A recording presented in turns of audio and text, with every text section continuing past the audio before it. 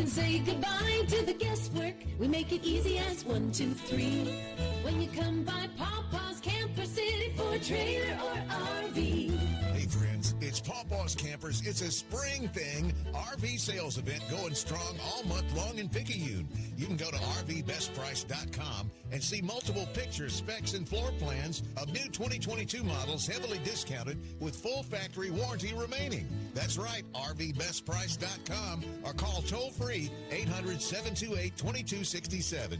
It's a spring thing all month at Pawpaw's in Picayune.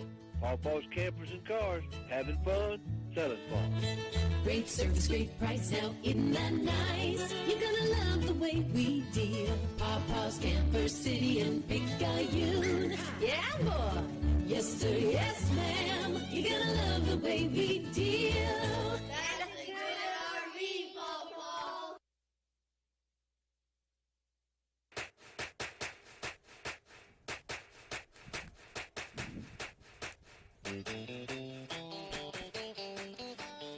Welcome to Maroon Tide Baseball, coming to you live tonight from Burke-Style Road. That's the name of the road that can't say the campus of Pearl River Central, and they don't have I don't think their field is named like ours. We can say Kent Kirkland Field.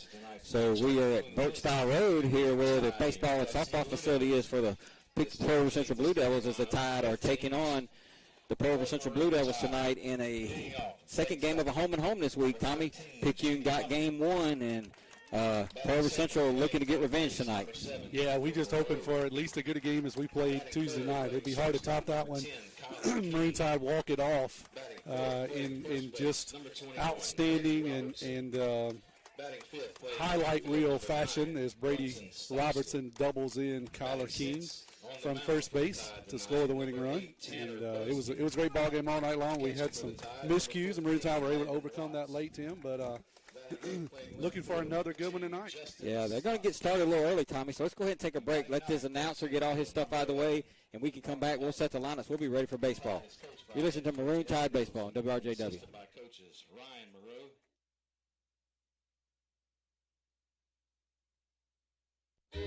You can say goodbye to the guesswork. We make it easy as 1, 2, 3.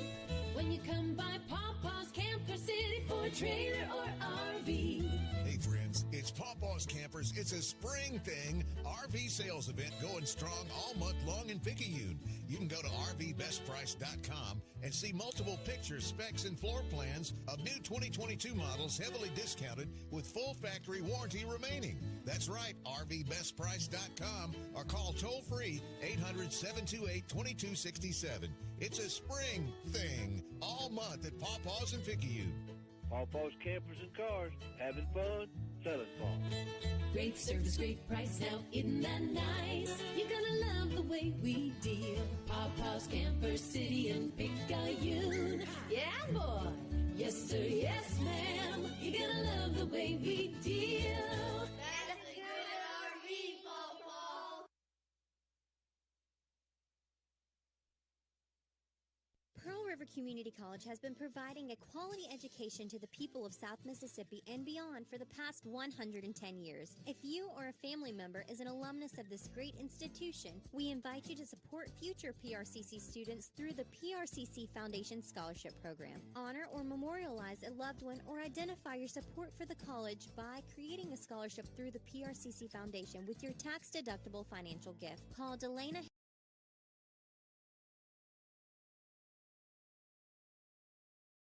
financial investment in a young person's future at Pearl River Community College.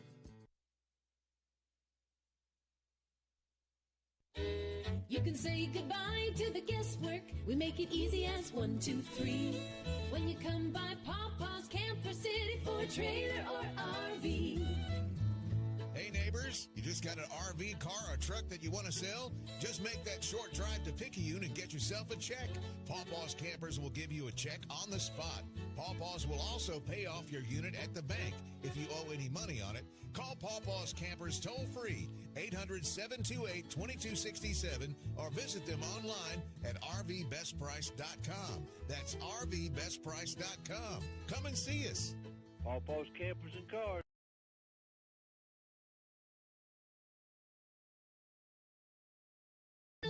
way we deal. Papa's Camper City and Picayune. Yeah, boy.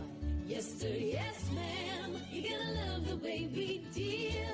That's a good RV, Pawpaw. Tim Kraft, Tommy Upton. Tommy, we still got a little heat in the air this afternoon, but from what I understand, it's going to be a lot nicer after tomorrow at some point. But all in all, not a bad night for baseball. Not a bad night if it's mid-July. It's a little warm if it's early April, but I'm with you. I think we get a little shot of cool air, maybe our last of the year, or one of the last at least. I'm looking forward to it. How about you? I tell you what, I don't like the hot weather. I'm one of those guys. I like 50s in the morning, high 60s, low 70s during the day. That way I can wear shorts, I can wear long sleeves, I can wear whatever I want to wear. If it gets too cold, I get angry. If it gets too hot, I get angry. Why in the world do we live in Pearl River County then? Have you figured that piece out? I have no idea. It just, it's where it's like the Kenny Chesney song said, it's where Mom and Dad broke down. There you go. That's probably pretty close to accurate. Yeah, so anyway, the lineups for Picayune Maroon Tide leading off tonight. I got to get to that part of my. Yeah, they're ready to play baseball here tonight. They're ready to play baseball. They're not playing around. Leading off, number 13, second baseman Jamie Lumpkin. Batting second, third baseman, number 7, Cooper Moreau. Batting third, shortstop, number 10, Kyler King. Batting fourth, first baseman, Tuesday night's hero, number 21, Brady Robertson. Batting fifth in right field, number 9, Brunson Stockstill.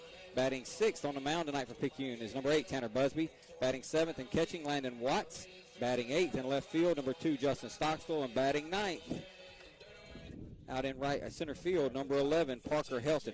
Jacob Johnson, the junior, will be on the mound for Pearl River Central.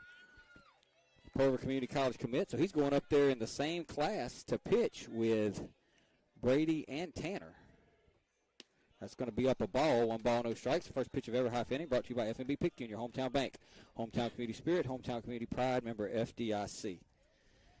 Yeah, they weren't playing around tonight. Not much of a Pawpaw's Campers and Cards pregame show. We just got right to the main event. There's a called strike, 1 ball, 1 strike. Well, the JV game, I think, ended up 1-0. They played the full allotted 6 innings, and it was over. And then they were standing around like, hey, do we sit around the dugout or we get after it? So they decided to get after it. Go do it. Johnson's 1-1 is going to be hit towards third. Going to be fielded by Schlottman. Throw over and got him. Boy, that was a good play by Schlottman. That turf ball Jamie hit, I thought it might hang up enough to get him safe, but a good play by Schlottman over there at third base. Yeah, it was. It was a swinging bunt by Jamie, really, because it was just straight up and straight down. Schlottman had a long way to come, but he makes a good throw over to first for the first out. So Schlottman's playing at third. Johnson's on the mound. Sam Tuminello is catching. Bolello is at first. Caleb Counterdice is at second. Schlottman, as we said, over at third. Riley Wilson's at shortstop. And here's Cooper Moreau now. He's going to swing and foul 1 off. No balls and 1 strike. Wes Gardner's in center field. Chris Hart is in left. And Caleb Dice is in right field. So the Tide are wearing those uniforms we like so much, the all grays with the maroon pinstripes. It says Maroon Tide across, it says Picayune across the front with the number. And the Blue Devils are in the powders. Here is the 0-1, and that's upstairs a ball. And Travis Wentz wanted to remind me that Kyler's going to Pearl River. But, Travis, if you would have listened to what I said he's going to up there to pitch. There you go. With Brady and Tanner to pitch. They're going up there as POs. Kyler's going up there as a position player. And there's a ground ball towards shortstop. Wilson's going to field it and throw it over, and there'll be 2 quick outs as Johnson gets a couple of ground balls here. Yeah, that one, Cooper didn't have really a good swing, kind of behind it. Hit really a routine ball to the shortstop. He makes a routine play over. We're going to have to make a little bit of adjustment. Johnson seems to be throwing the ball pretty well. His fastball's kind of sneaking up on the first 2 hitters. That'll bring up King now, and his dad said, Travis said, Kyler's going to Pearl River Community College too, and I was going to mention that, but he's going as a position player. And he is not going as a pitcher. And there's a called strike. That ball looked a little down to me, Tommy. Put a little mark by that, and let's see if that's going to be the way it goes tonight is with that strike zone. And Kyler's going to swing and hit a line drive right towards the center fielder, and the center fielder will make the catch, and that'll do it for Picayune. 3 up, 3 down. Nothing going. We'll head to the bottom of the first. Still scoreless.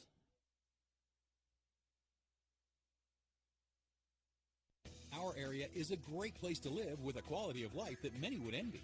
People are friendly. It's a great place to raise a family. At FNB Picayune, we serve the credit needs of this area. The money to make the loans comes from your investments with us. In turn, we reinvest your money in the local economy to send kids to college, finance new businesses to create new jobs, build new homes, and much, much more. At FNB Picayune, your money is used to support our local needs. FNB Picayune, your hometown bank, member FDIC. Fight back against Parkinson's with Dodd Therapy Center. Dr. Jameson Dodd is certified in LSVT BIG, a specialized treatment program for Parkinson's disease and other neurological disorders. Improvements from LSVT BIG include faster walking with bigger steps, improved balance, and reduced risk for falling. If you or a loved one suffers from Parkinson's or other neurological disorders, it is time to fight back with Dodd Therapy Center. Give Dodd Therapy Center a call today at 769-242-2636 or visit Dodd Therapy Center at 405 Memorial Boulevard in Picayune. We head to the bottom of the first. Tide went down in order. Tommy, the first pitch of every half inning brought to you by FMB Picayune, your hometown bank, where they are Picayune proud. Stop by the main branch and see Mr. David Hemmeter. So good inning right there for Johnson, Tom. He, got 3 up, 3 down. Kyler had a pretty good swing on that ball, but it was a breaking ball that Kyler swung out. He's a little bit out in front of it. Hit a good line drive, but right at the center fielder, Gardner. I got to turn you back up. That's okay. You are exactly right. He had a good swing, honestly. Just hit a breaking pitch pretty well, but as you said, hit it right at the center fielder. And Johnson had probably an 8 or 9 pitch in, and he didn't throw many pitches at all. He did not. Justin Stockstill's listening in from wherever part of the world he's in. Travis Wentz is listening in. I saw Travis the other night here. He must be back in Colorado, I guess. Travis, if you're back in Colorado, let us know. And here is Connor Chapo Dice against Busby. And that pitch was called a strike on Kyler, but it's called a ball right there down. 1 ball, no strikes. It was the exact same pitch, Tommy. It looked pretty close. Yeah. Kind of fill this umpire out a bit and see where his zone is. There's a called strike. 1 ball, 1 strike. That was a no-doubter there. Yeah. Chapo, the second baseman, junior for the Blue Devils. Played a good bit last year, but this is his first year starting every game and leading off every game. There's a called strike. 1 ball and 2 strikes now. It's a good pitch there by Busby. Almost the same pitch we were debating on the first one. Kind of down around the knees on the inside part of the plate. The first one popped out of Landon's glove. That might have been one of the reasons he didn't give him the call. Swing, and Chapo hits one out towards center field. Parker Hilton goes back, makes a play, and that's the first out of the inning as Dice flies out to Hilton. Dice had a good swing at that one. Just got it up a bit. Hilton's able to drift over to his right and make the catch. Jimmy Ross listening in from Van Cleve. Margaret Bourgeois listening in from Slidell. That'll bring up Chris Hart. Jimmy Ross, I need some coordinates on some turkeys. I'm having no luck. Send me some, please. Might have some out here in these woods. Probably so. Here's the pitch to Hart, and that's going to be a called strike. No balls and 1 strike. I doubt there's any. There's too many rednecks in Pearl River County. They're not living here. Cutting down on them, huh? That's right. Yeah. Tell you what there is in these trees. There's a lot of squirrels. A lot of squirrels in the trees. Swing and a miss by Hart. A lot of squirrels listening in too. Oh, is that right? Oh yeah. And they realize. both like to be fed. Is that what it is? Yeah. If you feed these squirrels in these trees, they run with it. If you feed these squirrels on the radio lines, they run with that too. Come on.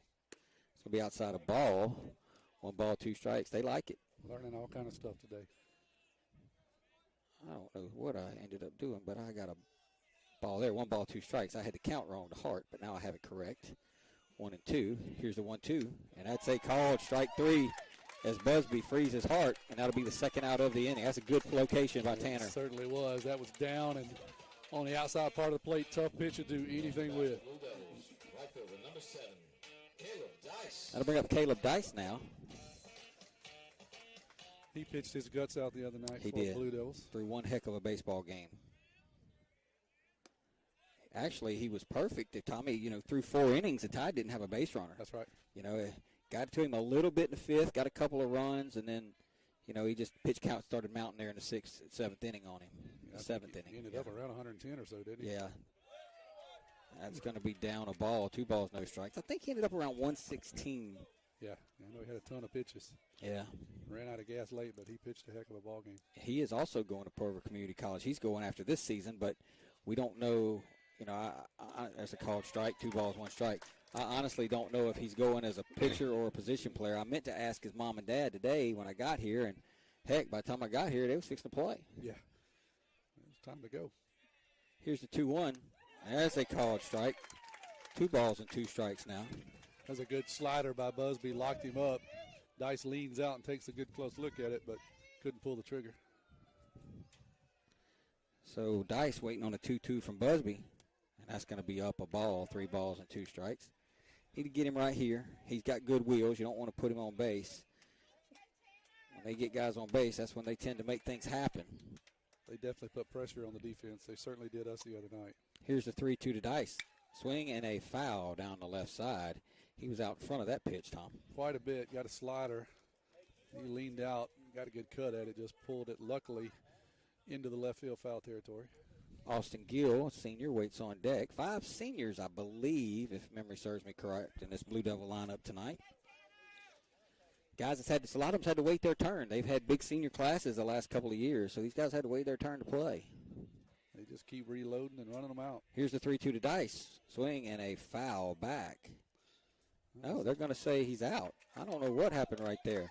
I don't know either. I don't know what happened right there. I thought he fouled it off, but evidently he did not. It must have bounced off of Landon's glove because it hit something, but, yeah, he's called out. In any event, we will head to the top of the second. No argument from the Blue Devil dugout, so we'll head to the second. 0-0. You're some Maroon Tide baseball.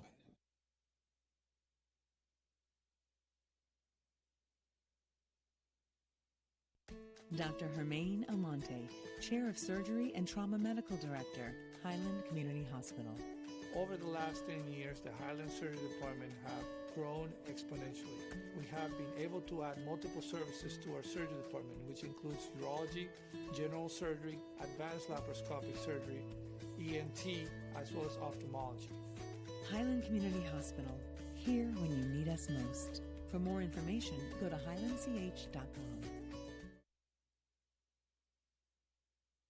Craving a breakfast toaster or French toast sticks? Make it a meal and step up your breakfast with tots and a cold beverage. Sonic Drive-In has the perfect portable breakfast, and it's the perfect way to start your day. And at Sonic Drive-In in Picayune, you can stop by anytime because breakfast is served all day. Sonic Drive-In of Picayune on Highway 11 just north of Highway 43 North. Start your day Sonic style with happy eating at its best. That's what you get at Sonic Drive-In of Picayune. Destination delicious. We head to the top of the second. Brady Robertson, Tuesday night's hero, lead it off. The first pitch of every half inning. Speaking of Brady Robertson, his mama works at FNB Picayune. The first pitch of every half inning brought to you by FNB Picayune, your hometown bank. The place for all your banking needs. Susan Wilson and her staff are ready to service you at their North Picayune branch on Cooper Road. And there's a called strike to Brady. No balls and 1 strike. Yep, Amy works at FNB Picayune, Brady's mom. That's a ball upstairs. 1 ball and 1 strike. That first pitch was a nasty breaking pitch to Brady. He took it wisely, slider down around the knees. That fastball there was up and out of the zone. That's going to be inside a ball. 2 balls and 1 strike. So who's the number 3 starter for the Blue Devils? If I'm assuming it would be senior Gage Camlade. Okay. That's going to be up a ball, I guess. 3 balls and 1 strike. It's like we got a tight zone here tonight. On both sides, a little tight. See how that plays out. Here's Johnson's 3-1 to B-Rob. Swinging a ground ball towards Dice at second base. Good play by Dice, and he'll throw Brady out. That's where the turf really helps you because you can expect a true hop right there and get it. Yeah. Dice was playing back in the hole with the left-hander hitting. Brady hit the ball hard, but you're right. He got a nice true hop. Makes it look easy over there.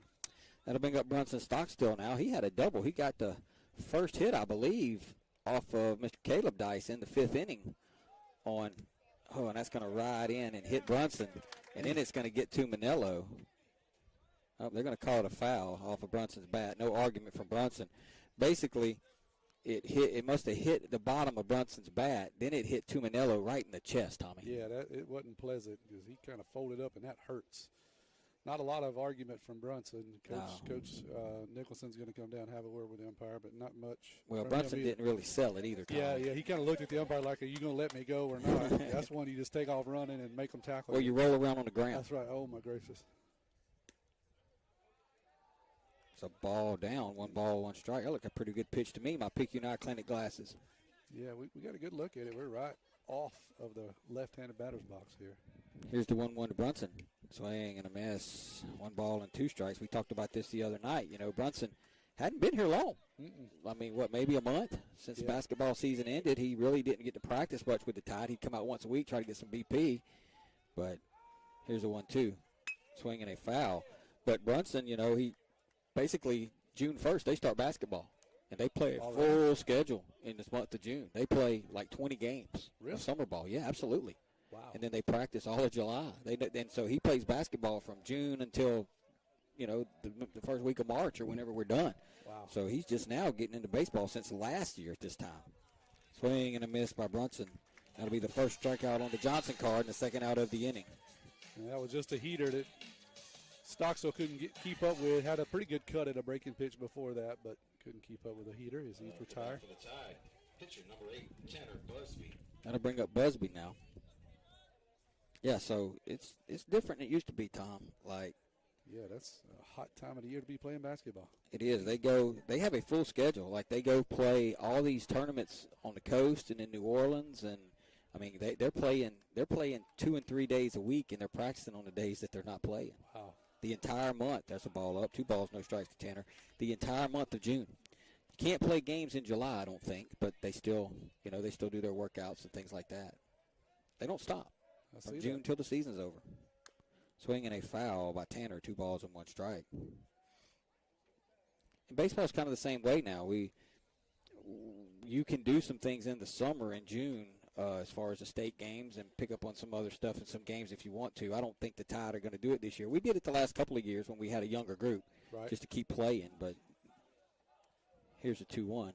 But I'm not sure that we're going to do it with the varsity group. Now, I did hear that the JV group might do a little playing. That might be good. Yep. And Let's keep it going. And for the first time in history, next year we have something coming for Picayune baseball that we've never had before. Here's the 3-1 to Busby, and that's going to stay up a ball. So that'll be a 2-out walk. And Busby draws it. It'll probably be a runner for him. So guess what that is, Tommy? Guess what we're going to have for the first time in Maroon Tide history. First time in Maroon Tide history. Peyton Wells is going to run for Busby. You got me there. I don't know, Tim. We're going to have a 9th grade team. We're going to have a freshman team. Oh, wow. Okay. Well, we've got about 22 guys on the roster. Here is Watts. Watts is going to swing and hit a ground ball towards third. Schlottman's going to field it, throw over to first, and that will do it for Picayune as Watts grounds to Schlottman to end the inning. No runs, no hits, no errors. We'll leave 1. We'll go to the bottom of the 2nd. We're still scoreless. You're listening to Maroon Tide Baseball. When your roommate borrows your car every day, it might be a blind spot. And if something bad happens to your expensive collection of anything, it could be a blind spot. Even having people over to jump around on your trampoline. Yep, it also might be a blind spot. Blind spots are all the surprising things that might need more coverage that you weren't aware of. Good thing Allstate agents can help you find those blind spots while watching out for your wallet. Agent Jason Pyatt has offices in Poplarville and Picayune. The river is rising. Make sure you have the right coverage. Give the Pyatt Agency a call today. 601-798-7005. Subject to terms, conditions, and availability.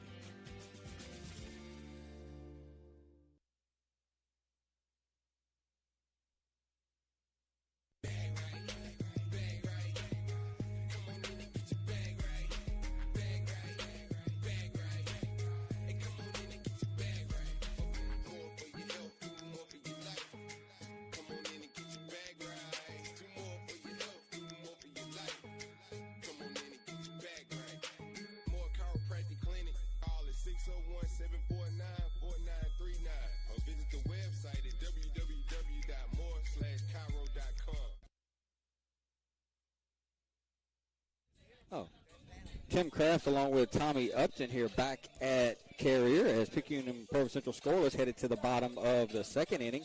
Johnson looks really good through 2, Tommy. Yeah, he does. He's got good command of his fastball. He missed a couple fastballs up on Busby. Busby had a good eye, didn't chase him. He escaped with a walk, but he immediately got landed the ground into a fielder's choice to end the inning. So, yeah, he looks pretty tough, throwing the ball well. Maroon Tide going to have to just stay disciplined here and see if they can catch him making a mistake or two. First pitch of every half inning brought to you by FNB Picayune, your hometown bank that pays for all your banking needs. Susan Wilson and her staff are ready to service you at their North Picayune branch on Cooper Road. Austin Gill will step in now for Provo Central. So we're going to have a 9th grade team. How are we going to play this with the JV? Are they going to play a dedicated schedule? Yep, I'm going to explain here in just 1 second. Okay. Get a little break in the action here. Here's Busby's first pitch to Gill, and that's going to be upstairs a ball, 1 ball, no strikes. So we have 22 players roughly on our high school roster. 22 players, but only 1 senior. Here is the 1-0, swinging a foul back. Good cut right there by Gill. He was all over that fastball. So, if all 22 players try out, well, we'll lose Peyton Wells to graduation. So if the other 21 players try out and make the team, you've got about 10 or 11 8th graders. There's a ground ball right off of Busby. Busby's going to pick it up, throw it, and get him. Boy, good job by Tanner. That ball hit him like around the ankle area. Yeah, I don't know if he got his foot up and knocked it down. Hopefully it did. It sounded like it hit a cleat, but, yeah, he did a good job of retrieving it after he soccer kicked it out towards first base. So, anyway, you don't want to just take 1 or 2 9th graders coming up, because then, you're going to put yourself short with that class in the future. Right. So when you're only losing 1, you really can't bring in 10 or 11 kids on the varsity roster and have a varsity of over 30 kids, because you could never get anything done in practice. I got you. So most of the 6A schools on the coast, and here is Jacob Johnson now, he takes a called strike. Most of the 6A schools on the coast, they have a freshman team, and they have a freshman season, and you just play on different night of the week. Okay, so you have junior high, freshman, and JV. That's right, and varsity. There's a ball down, 1 ball, 1 strike. So we're going to get, and Evan might have told me who the freshman coach was going to be, and I done forgot, or maybe he said we're going to hire one. I can't remember. But, we're going to take a good bit of those 8th graders who's playing right now. Swing and a miss by Johnson, 1 ball, 2 strikes. We're going to take a good many of those 8th graders and just put them on a freshman team. And that way we can keep our varsity roster, around 20 to 23 players, but allow some other kids who are in the 9th grade who want to play baseball the opportunity to keep playing. Still get some work. There you go. Swing and a miss by Johnson. And that'll be the second out of the inning. Johnson was trying to decide if he wanted to run to first base. Landon was trying to decide if he should tag him or throw it down there. And finally Jacob said, just tag it, dude. Yeah, I was kind of giggling because, Johnson didn't know what he wanted to do. He took a step. Landon took a step. And then they were just kind of walking beside each other down the first base line. And Landon said, well, I guess I could just reach over and touch you. I don't have to throw it down there. Right. And to bring up Wes Gardner now. He's a senior. Swinging a line drive, foul. Boy, G flirted with that right field line, Tommy, but just missed it. Yeah, he got a shot just over Brady's head, and that would have been trouble. So Wes Gardner is and if I'm wrong, somebody tell me, but I think I'm right, is the son of, I know her as Monica Treat, okay. Jason Treat's sister. Yes. Wesley Gardner is her son. Okay. So he's a ball player. I know he can play some ball then, absolutely. They've had some treats come up that definitely could play. And then I played against some of those other treats back in the day. Here's the 1-1. It's going to be upstairs the ball. Jason Treat, his uncle, played with us. Actually, he played with us with your grandpa for the Cycle Shack. And then I think Jason Treat, I believe, was on our team the next year when Kerry took it over. All right. So I'm pretty sure he was on that team, and I know he was either on both or he was on one of the two. But I remember he played, and how time gets away from us 50 years ago. Here's a 2-1. That's going to be upstairs a ball, 3-1 to Gardner. It doesn't seem like that long ago. And then Jason's had some players that's come through here. Mason Treat. That's right. He was a young man who bust onto the scene as a freshman on that state championship team playing shortstop. Here's a 3-1, and that's going to be up. So Busby missed high a couple of times in that at bat, and that'll be the first walk by Tanner. The good news is it comes with 2 outs and nobody else on base here in the bottom of the second inning, and that'll bring up Kyan Schlottman. That is something we don't want to start, though. We don't have good luck with walks. Thankfully, it's not a leadoff walk, as you said. So you would think 2 down, they may try to make something happen here. Of course, both teams had some troubles the other night when they tried to make things happen. That's putting it lightly. And Busby throws that one, and it gets away from Landon and goes to the backstop. That'll be a wild pitch, and where that hurts is that allows Gardner to get down to second base, and Coach Tegan Witten's headed out to talk to his big right-hander right now, maybe talking a little bit about, hey, you're missing high, and here's why. That's exactly right. You need to make an adjustment here, and I know he's calling it out to him, but yeah, that definitely hurts. You walk him, and then you do their job for them by putting him at second and not making him have to bunt, or try to do something to move him over. Jessica Smith texted me. It said, listening in and on the way. Fashionably late by our counselor and cheer coach. There you go. 1 ball, no strikes. Going to be some weird sights at school next week when we go back. And he's going to show bunt and take a called strike. Good pitch by Tanner. Didn't miss high that time. 1 ball, 1 strike. No, he was locked in there, which is often the case when the coach comes out and gives you an earful. I'd like to see Kyler just kind of get back over in that 6 hole a little bit. Tanner steps off. Yeah, Kyler is cheating over. Way over. See if he gets back. Way over. As long as you throw him outside, you're probably okay. Here's the 1-1. And that was inside, and it was Buzz Kyan's head, and you saw that look on his face. Yeah, took a deep breath. That one almost got me in the ear hole. So it's 2 balls and 1 strike now. Allie Miller texts in, say today's Jessica's birthday. Oh, happy birthday, Jessica. She's going to spend it at the park with us. Swinging a foul back, 2 balls and 2 strikes. B.J. Bolello coming over to pick up the foul ball. I think I'm going to be hanging with B.J. this weekend if all goes right. Morgan's little girlfriend, Zoe Rojas, goes to PRC. They've been together for a couple years, and B.J.'s her cousin. And I think they have a little crawfish boil Saturday. Here's the 2-2 to Schlottman swinging a foul, and B.J. just barehands that, so here you go. Oh, yeah, he didn't flinch, did he? So I think we're having a little crawfish boil at the Rojas house, and the Bolellos are usually over there when it happens. Getting to visit with B.J. and his daddy Benji, and got a little brother named Tank who can go. Come on. They call him Tank. He looks like a little tank, but he run faster than the tank. Come on. Here's the 2-2 swing, and Schlottman pops it up. Moreau going to make the catch and fall down. The circus music was playing, Tommy, but Moreau made the catch. We'll go to the 3rd inning. We're still scoreless. Just the Maroon Tide baseball.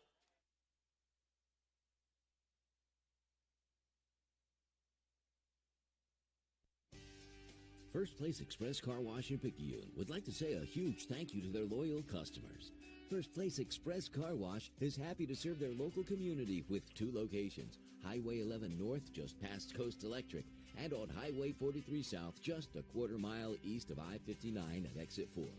First Place Express Car Wash is locally owned and operated. You know they'll treat you right. Choose from any one of their car washes. Sign up for their monthly wash club starting as low as $20.99.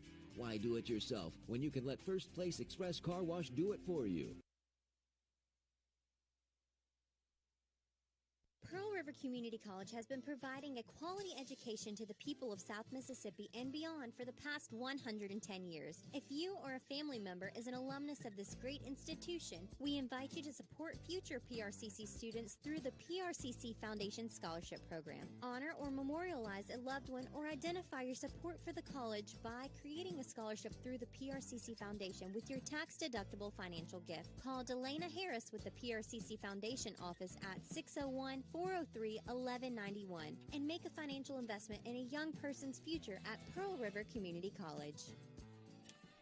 The first pitch of every half inning brought to you by FNB Picayune, your hometown bank, where they always put you first. Stop by the South Branch on Memorial Boulevard and see Tracy Acker for all your banking needs. So Justin Stockstill will lead it off here. I think that those lights might have got in Cooper's eyes, but he was able to make the play. He went to the ground, Tommy, but he made the play. Yeah, the turf monster got him, I thought. I thought he tripped over the bag, but then I looked and he was 15 feet from the bag. So good concentration by him, holding on to it as he fumbles to the ground. And there's going to be a called strike. 1 ball, 1 strike to Justin Stockstill. Choked up on the bat. We need him to get back hot. He was hot there for a few weeks. It's cooled off recently. Swing and a foul back. Had a good cut there. We need him to get cranked back up here. Kind of get going at the bottom of the order. Parker Helton waits on deck. Be 8-9-1 here for the Picayune. Neither team has a hit. Both have had 1 base runner. And a called strike 3 to Justin Stockstill. That's a pretty good backdoor breaking pitch. Justin doesn't necessarily like it, but I think it was pretty close, probably too close to take 0-2. That'll bring up Parker Helton now. Up to bat, number 11, Parker Helton. We've talked several times this year about Helton taking over in, as I called strike, taking over in center field for Chris Davis.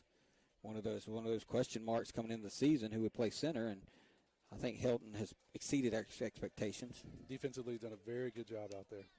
Swing and a miss, no balls, 2 strikes. Kind of going through it a little bit offensively here the last few weeks. Yeah, he's another one that we need to. It would be nice if we could get him hot. We're starting to start into the end of the season.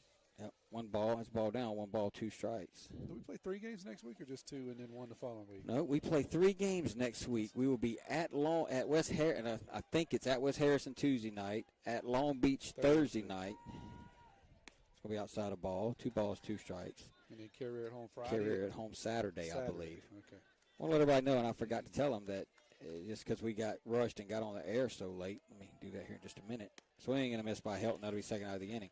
That tonight's Diamond Club sponsor of the game is, got to pull up exactly how they say it, because I know it's kind of changed a little bit, so Up to bat for the Maroon Tide, I want to make sure I number get it 13, right. Jamie Lumpkin. All right, we'll get it here. I know I'm a mess. That's fine. Lumpkin's coming up to bat, but he's going to walk down and talk to Coach Evan here, give you a chance to pull it up. It's Huey P. Stockstill, LLC, where a handshake still has meaning. So Huey P. Stockstill is our sponsor of the game tonight. We thank them for supporting Maroon Tide baseball. HPS. There's a called strike to Jamie. No balls and 1 strike. They have sponsored a lot of Maroon Tide athletics over the years. Here's the 0-1. And that's going to be inside a ball. They're like the same pitch to me, Tom. Yeah, Jamie was kind of looking at the umpire like, you're going to call it. Must have been inside. Here's the 1-1 to Lumpkin. That's going to be down a ball. 2 balls and 1 strike.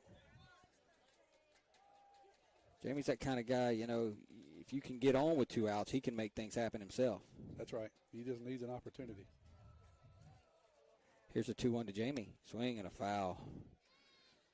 2 balls, 2 strikes. I think Jamie was looking for the fastball. I think he might have got something off speed there, Tom. Yeah, he was out in front and pulled off of it a bit, and he was a little aggravated with himself. Had a pretty good pitch to hit, just out in front of it a bit. 2 balls, 2 strikes, 2 outs. Johnson trying to strike out the side. It's going to be down a ball, 3-2. Jamie does a good job there of not chasing on a breaking pitch in the dirt. Seems like just like the other night, Tim, we got 2 good pitchers going at each other. So far early, been a defensive ball game. Swing and a miss by Jamie. And that'll do it for Picayune. No runs, no hits, no errors, none left. We go to the bottom of the 3rd. We're still scoreless.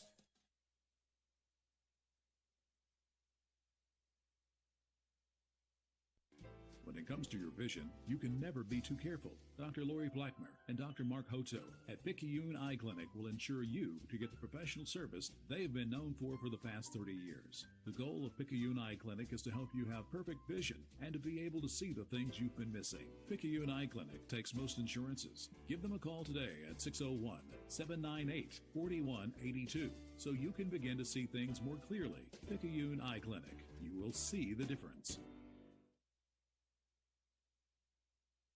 Get back in the game with Dodd Therapy Center. Jamison Dodd, a former college athlete, has the specialties, understanding, and experience to get your athlete back in the game, including indoor turf, Hyvamat, blood flow restriction, trigger point dry needling, and much more. Dr. Dodd and Dodd Therapy Center also specialize in treating Parkinson's disease and other neurological disorders. Give Dodd Therapy Center a call at 769-242-2636 or visit us at 405 Memorial Boulevard in Picayune and get back in the game.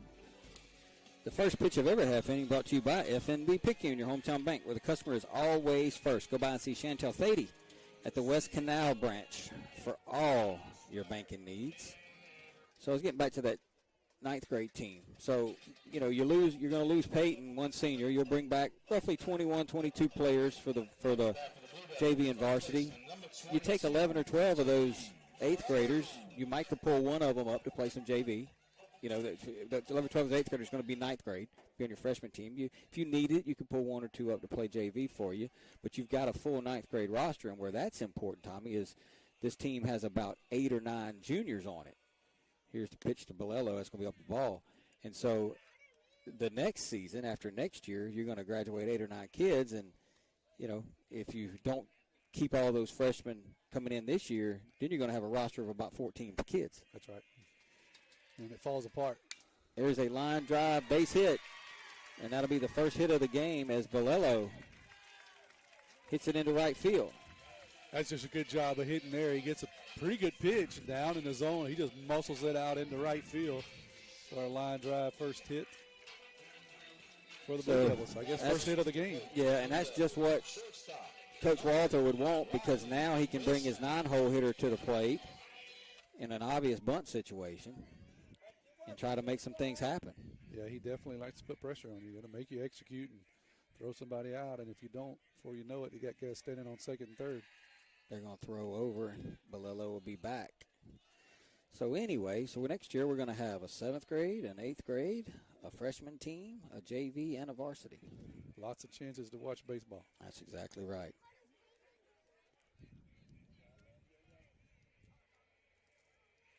And Tanner throws that ball to the backstop. It comes right back to Landon, but Landon had no chance to make a play there, and that'll be a wild pitch. And that will allow Bolello to move to third base. And that was just a miss by Tanner, way up. Yeah. I mean, it's a good kick off the concrete cushed backstop. Landon didn't have to move, but no chance of making a play at second. So now they made it much easier, because now he'll be trying to bunt him over to third base instead of bunting him to second. Just like last inning, we did a job for him there, just helped him move the runner up at least 90 feet. Yeah, but the problem is now, last inning, there is a swing and a bunt that's going to go foul. The good news last inning when we did it with 2 outs. Right. This time we did it with no outs. So you at least want to get an out here, even if you have to give up the 90 feet. Yeah, absolutely. At the very least, you want to get the out at first here. Yeah, no crooked numbers. That's right. Still make them do something. Even if you give them the 90 feet, they still got to put the ball in play to do something. Here's the 1-1 from Busby to Wilson, and he gets it down. Tanner's going to field it, throw it over to Jamie, and the sacrifice will work, and Bolello gets down to third base. Not the greatest bunt, bunted it right back to Busby, but it was effective. That's right. Yeah, he did his job. You want to put that ball down the third base line, but he does his job, moves the runner over to third, so now you tee it up for the top of your lineup, and 1 out, man on third. That's the way you draw it up if you're Coach Walter. Yeah, that'll bring up Dice now. He's 0 for 1. Swinging a foul off the left side. No balls and 1 strike. Need a pop-up right here, Tom. That would be nice. Chris Hart waits on deck. Here's Busby's 0-1. That's down a ball. It was down, and Dice looked almost like one of those, what do you call them in softball, where they get a running start from the back of the box to the front of the box? Those Swatters. Slap hitters. Slappers. Yeah. He was just trying to get out of the way, but he reminded me of a slapper. Here's the 1-1.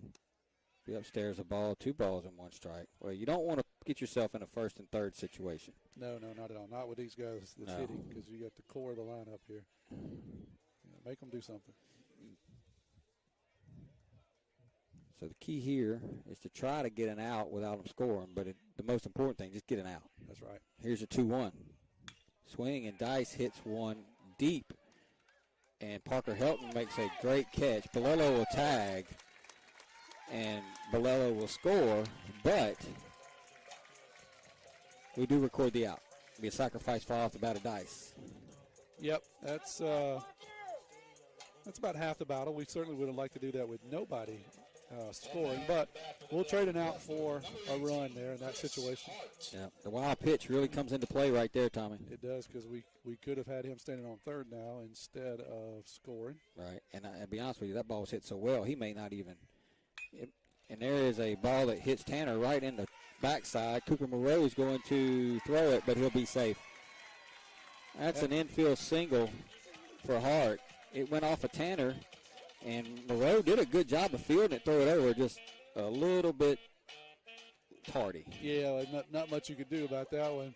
Tanner did all he could do to slow it down with his buttocks, and he kicked it right over to Cooper, and Cooper picked it up and made the throw, but just no chance to get the speedy guy going to first. That'll be the second hit of the inning for the Blue Devils, and that'll bring up Caleb Dice now. And Busby comes set.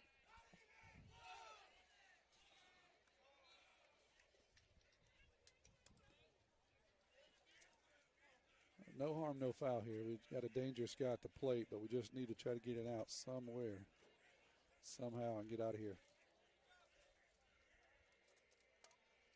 Here's the pitch. It's going to be inside a ball. 1 ball, no strikes. I clicked foul ball on the thing. I saw Almost. Ball, but I clicked foul ball, and it was a ball. My eyes are deceiving me, Tommy. They make stuff for that. I got 2 pairs of them somewhere. Here's the 1-0. Well, that's a good pitch right there by Busby. Called strike. 1 ball, 1 strike. And that was that breaking pitch. Kind of locked up Dice. I think he was looking for a fastball there. Sitting dead red.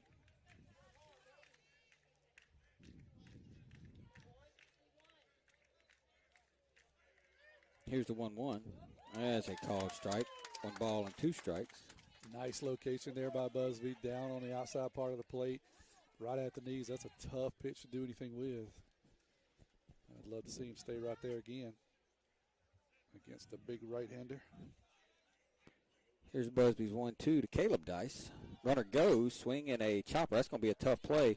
Moreau fields it, throws over, and he's going to be safe. And then nobody covers third, and that allows Hart to get over to third base. So it's an infield single. He was obviously safe, but the mistake Picayune made was Kyler didn't get to third. Didn't get to third base, yes. Yep, you got to trail that runner. That's part of baseball is you can't assume the out at first. You have to trail the runner. So good heads-up job by the Blue Devils there. They saw that nobody was at third, and they would very easily beat Cooper back there, who was over behind pitcher's mound trying to throw the ball out. That was a chopper. Cooper had to come across the diamond. Kyler had to charge in for it. Cooper fielded it. Right then and there, Kyler should have just, I guess, peeled off and took to the bag, and he did not. And heads-up base running by Hart, and he ends up at third base.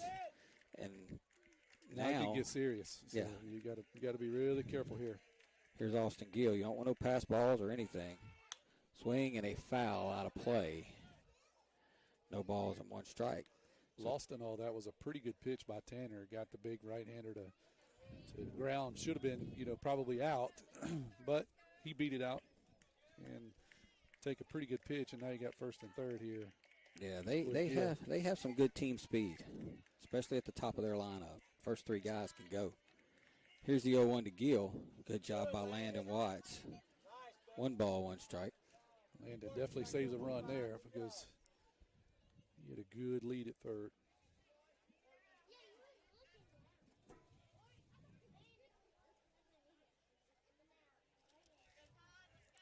Here's Busby's 1-1 to Gill. Swing and a ground ball towards the hole. Kyler's going to knock it down but have no play. And that's what I was talking about. Kyler playing, I wish he would play more in the 6 hole.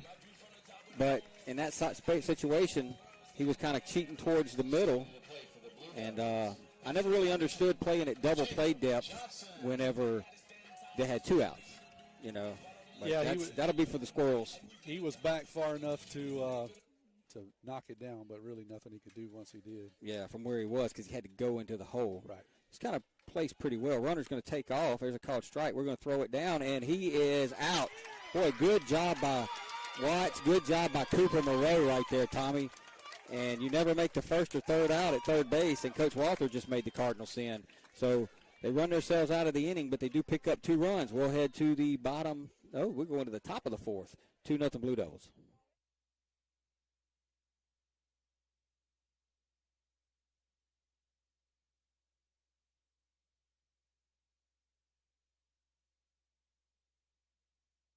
Hey friends, check out this new 2023 Wildwood Lodge with front den, washer dryer, king size bed, fireplace, and walk-in shower. This is a 40-foot destination trailer. You can tow it or just park it and leave it. MSRP $76,336, reduced to only $57,877. You can see multiple pictures of this unit at RVBestPrice.com. Make that short drive to Paw Paws in Picayune. You'll be glad you did. Come and see us.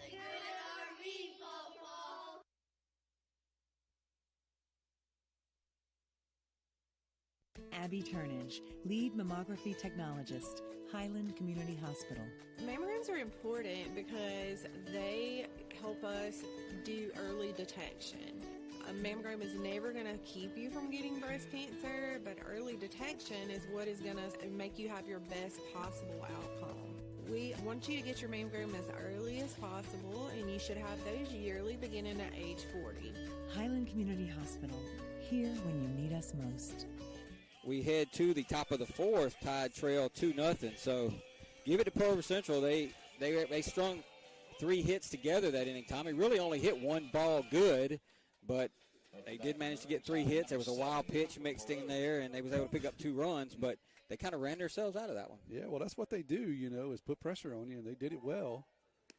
And sometimes when you live by the sword, you die by the sword. That was a great job there by Watts. His ball was down. He has to backhand it and then give Cooper credit over on third. He kind of has to beat the runner there and make a tag as he's falling down.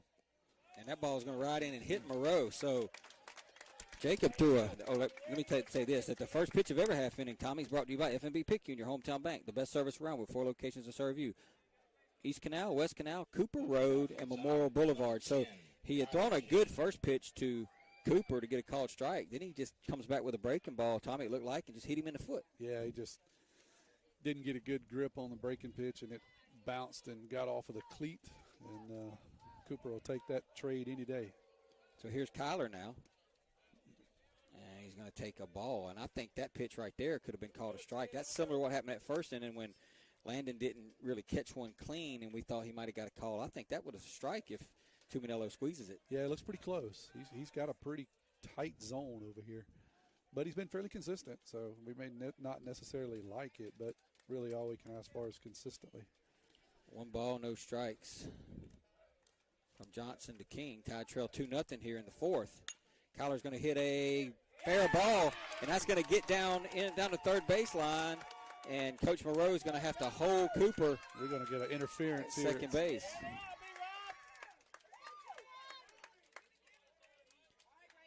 Coach Nicholson is asking for interference. Well, umpire had his arm out to the right, which is generally a delayed call. I'm not sure what that means. But Cooper was going – I was looking at that because Cooper was going around third, and the second baseman was standing on the bag, and he didn't do anything, I'm not saying nefariously, but they kind of ran into each other, and that should be interference. Coach Evan is arguing he should be. because it is interference. You cannot get in the path of a runner if you are not receiving the ball.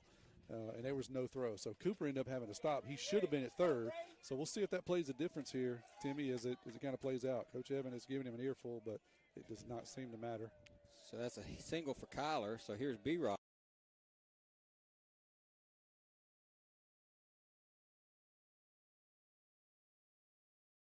By Kyler going in there tough to break up that double play, Tommy. Yeah, that ball was a tailor-made double play. Kyler does.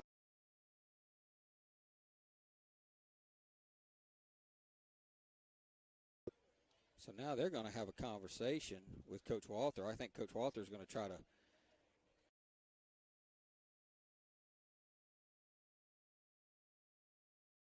Kyler slid into the bag, and I think the rule is you can slide aggressively, but you have to slide straight into the bag, right? Am I still right about that? Don't start me to line. I think that's the way the rule reads, and Kyler did. I mean, it was an aggressive slide, no doubt about it, but it was straight into the bag. So Coach Walter's previous case, umpire's laughing. So yeah, he's going back. So either Coach Walter said something funny, or the umpire's just dismissing it. Yeah, Coach. Both coaches have given the second base umpire an earful in this inning. Neither one have won their case. So the end result, 1st and 3rd, Tim, with one out. What a shock! The umpire's 2-0. Number 9, Brunson Stockstill. That'll bring up Brunson Stockstill now. He struck out his first at bat. That's the desire we don't need, right? The result we don't need here. Something. So do you bunt here, Tim, or what do you do if you're standing in third base? Well, box? Here's the problem. Cooper's not got lightning speed coming down the line. So if Brunson bunts, it's got to be a really good bunt. If you're bunting here, you're bunting to score a run. You're not bunting to move Brady to second base. No suicide. It's actually a safety. Okay. You're bunting to score a run here. Okay. So if you do, you got to put down almost a perfect bunt. Brunson takes a ball, 1 ball, no strikes. Brunson looking a lot more confident in the box than he did when he first came up, Tommy. Yeah, well, we talked about that earlier. He played so much basketball. He literally walked off the basketball court on Friday night, and he was out here playing ball the next Tuesday. Swing and a miss. Swung it one down right there. there. Yeah, he did. I think it takes a little bit of time to catch up to the speed of the game. And, these guys are throwing mid to upper 80s, so it takes a little bit. He's done a good job over the last few weeks of adjusting. Here's the 1-1. Well, that's a good pitch. That's a pitch to hit right there. 1 ball, 2 strikes now. Yeah, if you're looking for one, that was it. Now you're probably going to get some breaking stuff. We would love a repeat of what he did Tuesday night where he dropped one down the third base line for a double. Here's the 1-2. Swinging a ground ball up the middle. That could be 2. Chapo's going to step on second and throw to first, not have a play. That was a tailor-made double play ball. I mean, not Chapo, Riley Wilson just didn't field it clean. No error on the play because you can't assume a double play, so that'll be a fielder's choice and an RBI for Brunson, and it's 2-1 now. Yeah, he hit the ball well. As you said, the shortstop just couldn't get the handle on it, couldn't get the ball flipped over to Dice at second. Dice was there, so he ended up having to kind of hold on to it and run and touch the bag. And by the time he did all that, no chance to throw Brunson out at first, but Brunson does score the run. So the hit batsman comes back to haunt Johnson. And there's a ball outside to Busby, 1 ball, no strike. So the Tide hit a couple of balls up the middle that the Blue Devils had an opportunity to turn 2 on twice. And give Kyler credit on the first one for going in hard on Wilson, and then give Brunson credit for hustling down the line. Brunson takes off, and he's going to steal it easily. So Brunson will steal second base. He kind of got a walking lead right there on Johnson. Yeah, he summed him up as much like Picayune has been in the past. They can be a little predictable, and I think Johnson was just a little bit predictable there. So he kind of timed it up, and you're right, he had a great lead, no chance to throw him out. So here's the 2-0 from Johnson to Busby. That's going to be down a ball, 3 balls and no strikes. Landon Watts waits on deck.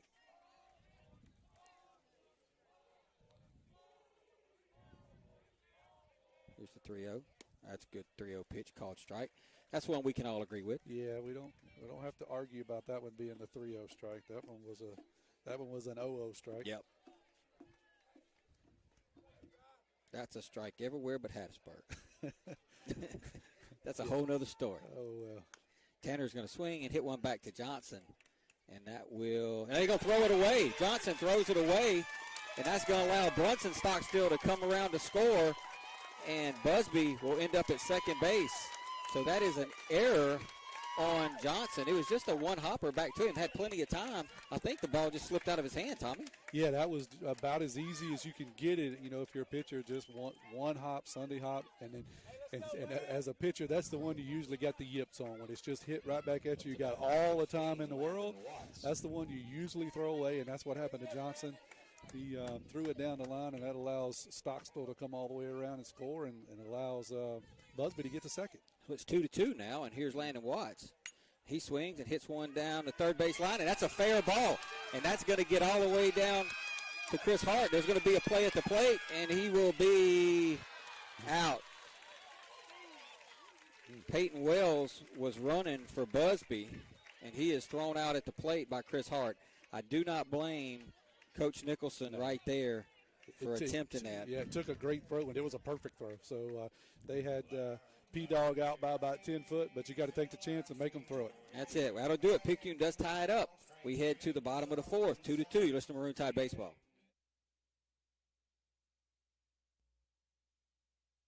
Sonic Drive-In at Picayune introduces the latest local favorite.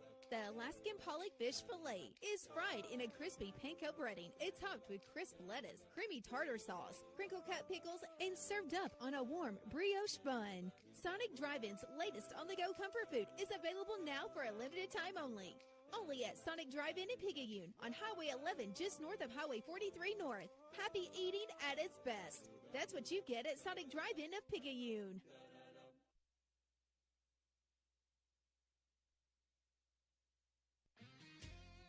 When it comes to protecting what you love, you want an insurance agent that cares more about your world, more about what you need. And that's exactly what you'll get with Picayune Allstate agent Jason Pygott, an agent who doesn't just know what it's like to live in Picayune, but one who wants to protect life here as much as you do. Contact him for your free quote today. Allstate, you're in good hands. Allstate and affiliates offer products and services subject to availability, terms, and conditions. Allstate Property and Casualty Insurance Company. We head to the bottom of the fourth. We are tied at 2.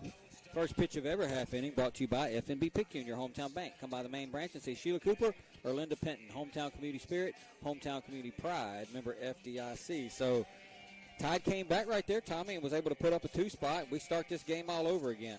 That's right. Yeah, and again, we don't blame the coaches or the player there. That just took a great play. Who was that out in left field to make a good throw? Chris Hart. Chris Hart made a great throw from deep in left field, threw Peyton out by about 10 feet.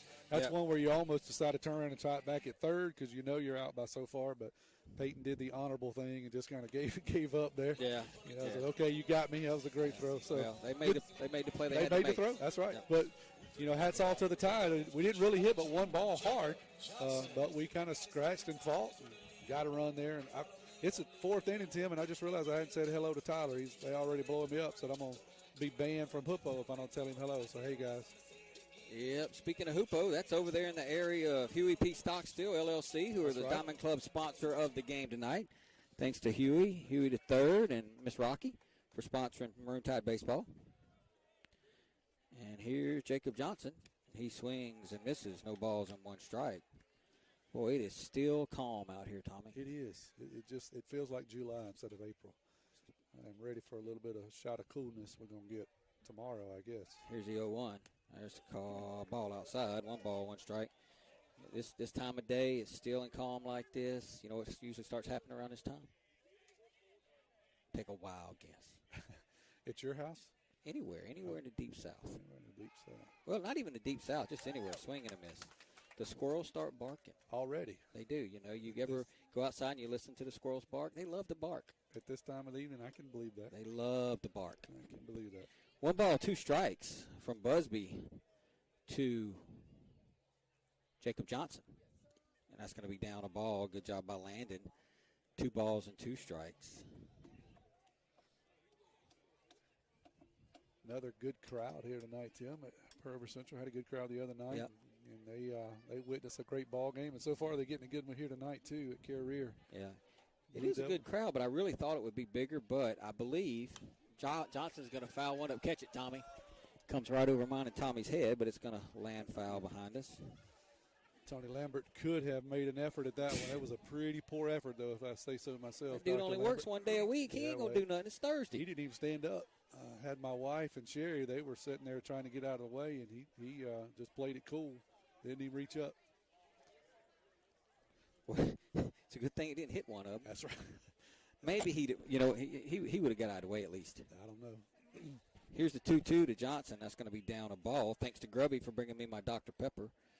Those of you who don't know, I have a Dr. Pepper thing. It's the only soft drink that I drink. Dr. Pepper. Only advice you got? I didn't say that. I just said it's the only soft drink that I drink. Here's the 3-2 to Johnson. Swinging a ground ball towards short. King's going to field it, throw it over, and that'll be the first out of the inning.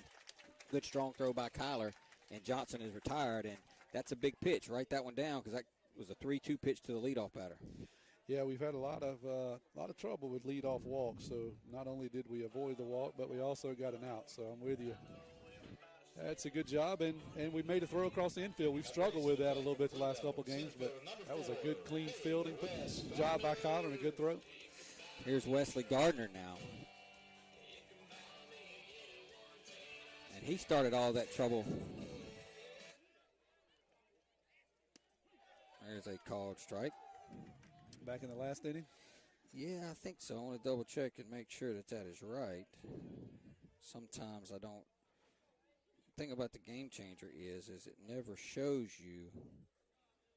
It's the one thing I don't like about it. It's like, you know how if you throw the ball, Gardner's 0 for 0. He walked his first at bat. But you know how if you keep a book, you write in the book where the ball went and if they came around to score and all that.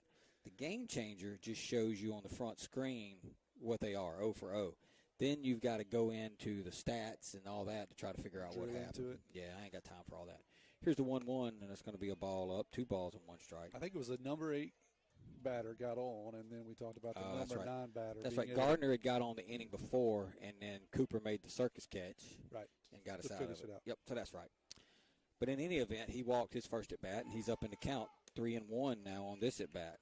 I had some people ask me today. They was like, "Hey, well, you know, what is the formula for Picayune to win?" I said, "Busby throws strikes. We play good defense.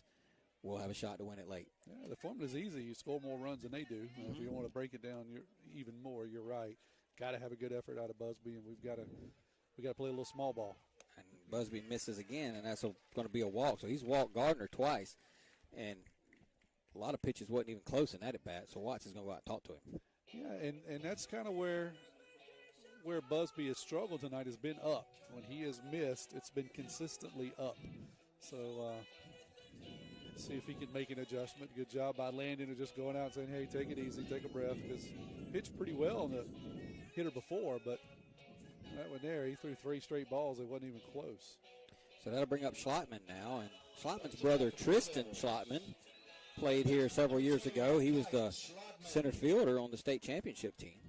Yeah, and I still see Kai in here. I can only see him in my mind as a little bitty baby on his mama's hip because Tristan and my son Logan played a lot of PYA ball together, so played with him all growing up. And that's going to be a ball to Schlottman. Be 1 ball, no strikes. And Kyan was he was still in diapers the last time, and I remember him running around behind his brother. Just need to let him put it in play here. Try to get an out somewhere. Here's the 1-0 runner. Thought about going, but then he fouls it off. 1 ball, 1 strike. I don't know if I said this or not, but I'm going to go ahead and say it, Tommy. The first pitch of ever half innings brought to you by FNB Picayune, your hometown bank. Come by the main bank and see one of our friendly loan officers, Keith Robinson, Colin Thompson, Judy Lowry, Audrey Spears, David Levy, Christina Ladner, Amy Kirkland. Hometown community spirit, hometown community pride. I remember saying the Linda Penton and Sheila Cooper one, but I don't remember if I said it this inning or last. There's another ball, 2 balls and 1 strike. So Tanner's flirting with disaster here, Tommy. He's got Johnson had to go 3-2 with him and got him to ground out. Then he walked Gardner on 5 pitches. Now he's down in the count 2-1 to Schlottman. Yeah, a little bit of split personality. It seems like he's on and makes some really good pitches, and then he'll kind of fall off and make 2 that's not even close. And there's a ball up as well, 3-1. So yeah, so the last thing you want to do is start walking people with Balello on deck. These next couple of guys. Bolello hit that hard ball to right field for that single his last time up. And here's the 3-1. That's a called strike. 3 balls and 2 strikes now. I think Schlottman was taking all the way there, Tom. Yeah, he had seen a couple pitches up it, and I think probably got the take sign from Coach Walter. See if he can throw 2 in a row.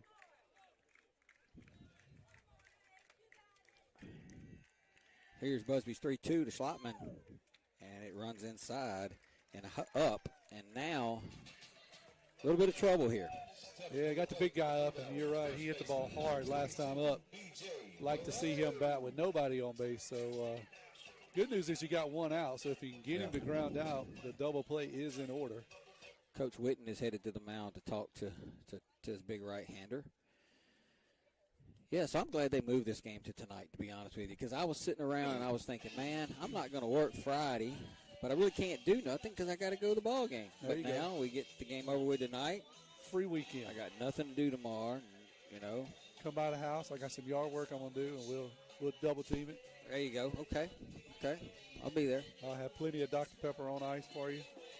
I'm going to need more than that to do yard work.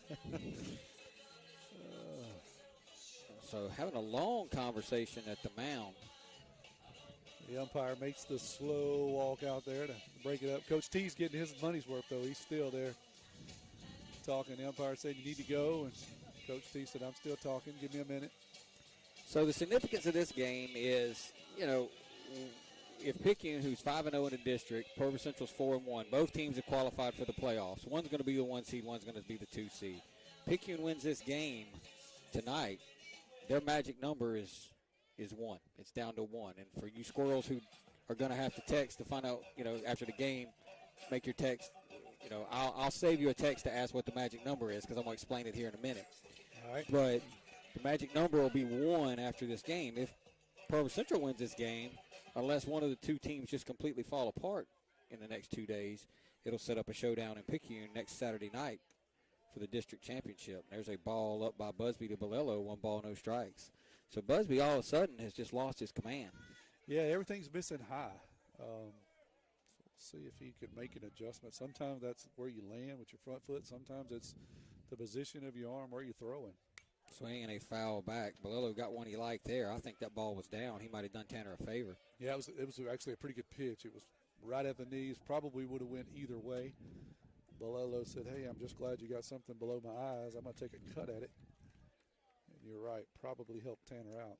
BJ had a couple of hits Tuesday night for the Blue Devils. He had one here tonight. Well, he got locked up right there. 1 ball, 2 strikes. Tanner came back with a nice breaking pitch on the inside part of the plate. That's the pitch that makes your knees weak. Here's Busby's 1-2 to Bolello. Swing, and he hit that ball a long way in the right field, but Brunson Stock still goes over and makes the catch. Going to get a tag right there, and Gardner will get to third base. So Bolello hit that ball pretty good, Tommy, but it's a long out. Yeah, it just kept going. Brunson was pretty close to the warning track there by the time it was all over with. But it's allowed out. And does record the second out of the inning, but now we got somebody standing on third here. Yeah, so they've got a first and third with their 9-hole hitter, and this is what I would say. Don't fall for any trickery here, Tommy. Go after the number 9 hitter in the lineup, get an out, and get in the dugout. This is a great place to try some of that nonsense. I would just let them do it. Yep, see if you can get Picayune to do something, or you fall down, trip, and snort and do all that kind of stuff, try to distract you. There's a called strike. And I think, you know, Coach Walter's probably thinking, let's see if he's a little wild before I put something on. Right. But see if my hitter gets down in the count, we might try to do something here. Some strategery. We just can't fall for it. That's the big thing. Boy, we had him leaning. We did the old whirling dervish where we faked the third and looked back to first, and Schlottman was leaning that way, Tom. Yeah, he was leaning and stepping. So I don't know if he was just going to get a big secondary or going to try to make an attempt at a swipe. I just come at Wilson right here. Here's the 0-1. Swing and a ground ball towards short. Collar's going to field it, go the short way to Jamie, and that'll do it. Slotman made it a lot closer than it had to be, but Busby pitches around 2 walks, and we'll head to the 5th. We're tied at 2. You're listening to Maroon Tide Baseball.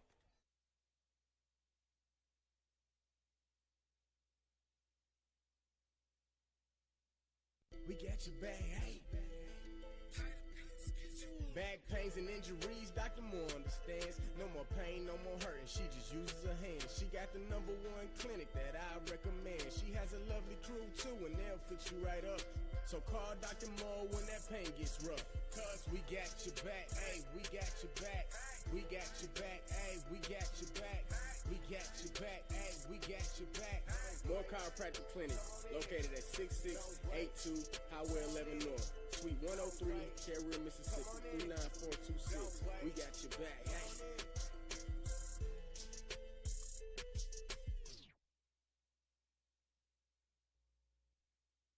Tim Kraft, Tommy Upton as we go to the top of the 5th, and that's trivia question inning, Tommy. Already? Yep. Text me your name and your answer to 601-273-0649. That's 601-273-0649. That's 601-273-0649. You ready? Let's do it. This big league manager played 2 years at Chipola Junior College before transferring to an SEC school. Who is it? This major league manager played 2 years at Chipola Junior College before transferring to an SEC school. Who is it? 601-273-0649. 601-273-0649. And the first pitch of every half inning brought to you by F&B Picayune, your hometown bank. Hometown community spirit, hometown community pride. Remember FDIC. And that's going to be a ball down to Justin Stockstill. No balls, 1 strike. It'll be 8-9-1 for Picayune here in the 5th. I get any credit if I know where Chipotle is? Ain't that some sauce or something? It is in Pensacola. They were in our district many moons ago when I played college baseball there, so we played them several times. I don't think that gets me any butter crunches, though, does it? I don't think so. And there's a swing and a foul, and it hits off their hitting facility. So the major league manager played there for 2 years. Played there for 2 years, and he trained at SEC school. Okay. Who is it? 2 balls, 1 strike to Justin Stockstill. Swing and a foul tip by Stockstill. And the problem with that, Tommy, is he swung at ball 3. Yeah, he had a good cut at it, but it was up in his eyeballs. Just couldn't quite catch up with it. And now you set yourself up to see all kind of nastiness here, too. Yeah, he's fixing to get some nastiness. Ball outside, 3 balls, 2 strikes. That is pitch number 59 for Johnson. So he's been pretty economical through 4+ innings. He has. I think, 1 or 2. Here's the 3-2, and that one was right down the middle. Called strike 3 to Justin. I mean, I don't have any idea what Justin was looking for there, Tommy, because that ball was right down Broadway. Yeah, it was a pretty one. He was obviously looking for something different, but that's one you got to protect because it was right down the middle. That's a 3-2 fastball. Up to bat for the Maroon Tide. What got him in trouble that at bat was swinging at the 2-1 pitch in his eyes. Yeah, you don't want to give this guy any kind of help. Parker Helton takes a called strike. No balls, 1 strike. So anyway, I was talking about the magic number and squirrels and feeding them and all that stuff. Okay. There's a ball outside to Helton, 1 ball, 1 strike. So if Picayune could win this game, their magic number to win the district would be down to 1, which basically means next week any win or any loss, any combination of 1 win or 1 loss by Picayune or Pearl River Central would give Picayune the district. Meaning Picayune wins any of the 3, Pearl River Central loses any of the 3. That's exactly right. Okay, gotcha. If Carrier wins tonight, then it comes all down to Saturday. It probably comes swing and a miss by Helton. It's a defensive swing there. It all comes down to Saturday unless one team went 2-0 and one team went 0-2 next week leading into that game. Gotcha. One team would have to win both games. One team would have to lose both games. Here's the 2-2 to Parker, and that's going to stay down a ball, 3 balls and 2 strikes. So that is a significant. So in theory, Picayune wins here tonight, wins in West Harrison Tuesday. We don't even have to show up at Long Beach or Picayune next week. I think we probably still will. But yeah, we probably will. We wouldn't have to. 3-2 pitch, swing and a miss. That'll be the second out of the inning. And the bottom of the Tide lineup just not putting the ball in play tonight. Yeah, we're struggling. We're struggling down here with really some pretty good pitches. You know, the pitches that he's getting us out on the fastballs. He's not making us go after any of those, you know, nasty breaking pitches. He's just going right at us with the heater. We can't do anything with it. So here's Jamie now. He takes down a ball. 1 ball, no strikes. I am trying to find my game changer. Yeah. Coach Walther said you needed a little minute, so he's going to go out and have a talk with Johnson. A talk with his big right-hander. So 2 down here in the 5th. We're tied at 2. Why don't you recap and tell us what happened? How we get here 2-2? Well, we got here 2-2 because in the bottom of the 3rd inning, the Blue Devils was able to string together about 3 hits, Tommy, and score 2 runs. However, they ran themselves out of the inning, which now looks kind of big. It does. And then the Tide came back in the top of the 4th and was able to put a couple of men on base. It was started by a hit batsman. Cooper got hit by a pitch to lead off that inning, and then an error on Johnson, a throwing error, which would have ended the inning. Brunson Stocks would have scored the tying run, so we're deadlocked at 2 here as we play in the top of the 5th. And we've got a 1-0 count from Johnson to Lumpkin, and Jamie hits a ground ball to shortstop. Riley Wilson's going to field it and throw Jamie out, and that is a 1-2-3 inning for Johnson as we head to the bottom of the 5th. We're tied at 2. You're listening to Maroon Tide Baseball.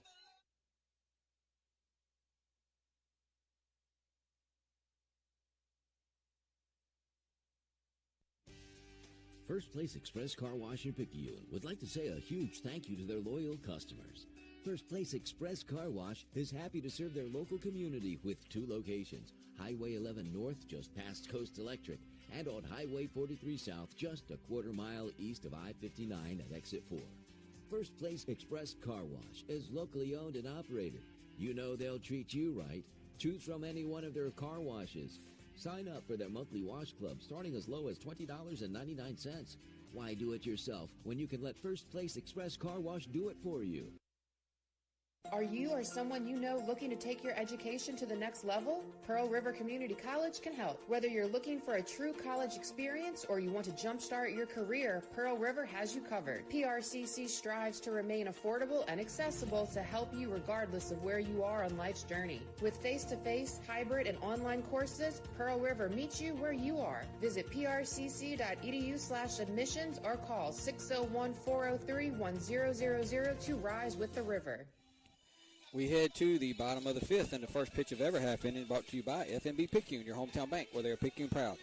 Stop by the main branch and see Mr. David Hemmeter. And speaking of Mr. David Hemmeter, he caught me yesterday when I was actually in the bank and thanked me for the reads and the plugs and all that we do. He said he's very appreciative of all the things that we do for him and FNB Picayune. And we appreciate their sponsorship. We couldn't play a game without them because we couldn't have a first pitch. So that's exactly right. You can't play a game without a first pitch. That's right. Could you imagine the pitcher there up on the mound and he'd be like, Timmy, who's sponsoring the first pitch? Nothing I can do. Do you read it out? Oh, and also thank you to UEP Stocksville LLC for being our Diamond Club sponsor of the game tonight. They fed our kids before the game. I picked that food up around 2:30, brought it over to the field. So no food after the game. It was before the game. Before the game. Chapo Dice shows bunt, takes a called strike. No balls, 1 strike, yeah. Well, we feed them before. We feed them before the game, every game. And we feed them before and after on away games. Gotcha. People don't realize that. But we only get enough money to feed them before the game. So we always go in our pocket on the away games. Gotcha. Here's the 0-1. That's going to be down a ball, 1 strike. So, yeah, so if we're traveling to West Harrison on Tuesday, we'll feed them at around 2:30. Then the bus will probably leave around 3:40, 3:30, 3:45 going to West Harrison. Then after the game, we'll feed them on the way home. We get a sponsor of the game, and the sponsor of the game pays $150, so that pretty much covers one of those meals. Gotcha. But the other one, the Diamond Club has the foot, so if anybody wants to help. You'll take a little cash? Look, I have very rarely turned down cash. All right. And I'm sure you'll probably take PayPal, Venmo, anything. Swing and a miss by Dice. 1 ball, 2 strikes. Isaias Ryan is warming up in the pen over there for the Blue Devils. Johnson's throwing well. I'm a little surprised that they're up and throwing this early. Swing and a ground ball towards Jamie. Jamie's going to field it, throw it over to Brady, and Dice will be the first out here in the bottom of the 5th. Good routine play there by Jamie. Goes to his left, makes the defensive stop, flips it over to Brady for the first out of the inning. Chris Hart will hit now. Yeah, I'm with you, though, on Ryan. I thought Johnson was throwing pretty well. He may just be getting a slow warm-up. Yeah. To come in later. We'll see. He ain't like throwing in a hurry down there. Right, yeah, he's taking his time. You ever watch the Major League games when a guy's in trouble with a mound, dude? They down there just ripping it. That's right. Chris Hart now, he's going to take a ball outside. 1 ball, no strikes. Want to keep Hart off the bases. He's got good speed. He's got a good eye, too. He's just a good ball player. Like we talked about the other night, he's a soccer player. Swing and a foul off the right side. I think it's going to get out. It will. He's kind of like, he's like Brunson, Tommy. He's a kid that, you know, his first love is a winter sport. Brunson's is basketball. Chris is soccer. But, you know, when he walks out on the field, looks like he's been practicing since August. Hadn't missed a lick, yeah. Yeah. People like that used to make me sick. Yeah, well, that's what Morgan said. You know, we and I told you this story. We played at called the state games. Chris was on our team in the summer. He had come from a soccer tournament and went 3 for 4 with 4 barrels. You know, Morgan went 0 for 4, rolled over about 3 times. He's like, man, swing and a miss by Hart. He's like, fair, is it? He's like, man, he said that Chris Hart drives me crazy. Yep. He said I know the feeling, Morgan. Yeah, he said he'd be out there. He played soccer all weekend. Shows up, he finds 4 barrels. Mm-hmm. Didn't even hit BP. Here's the 1-2 from Busby to Hart. Swing and a ground ball towards short. That was a tricky hop, but we get him. Boy, Kyler, that was a tricky hop that Kyler got. It was a short hop, Tommy, and it made it a lot more difficult than it should have been. Yeah, Kyler had to go to his left, and he was going to be a difficult play regardless because Hart got down the line very well. But, yeah, he kind of got a bad hop, had to hurry the throw. But he does a good job of getting it out of his glove. Good stretch over there by Brady to record the second out of the inning. That'll bring up Caleb now. Caleb Dice. He is 1 for 2. We'd like to see him hitting with nobody on base. That's exactly right. You can just tell he's a strong youngin'. Big kid. Him and Bolello, they just look like grown men when they get up there. That's right. Swing and a miss. He had a big cut just out in front of a breaking pitch. That's pitch number 84 for Busby. So unless he gets in trouble here, he can go 1 more. That's going to be down a ball, 1 strike. Other than some pitches up, he's really had good command tonight. You know, Timmy, he's had his breaking pitch working well. What he's missed with, it's not been his breaking pitch. It's just been a fastball up. Yeah. He's had good success with that breaking pitch.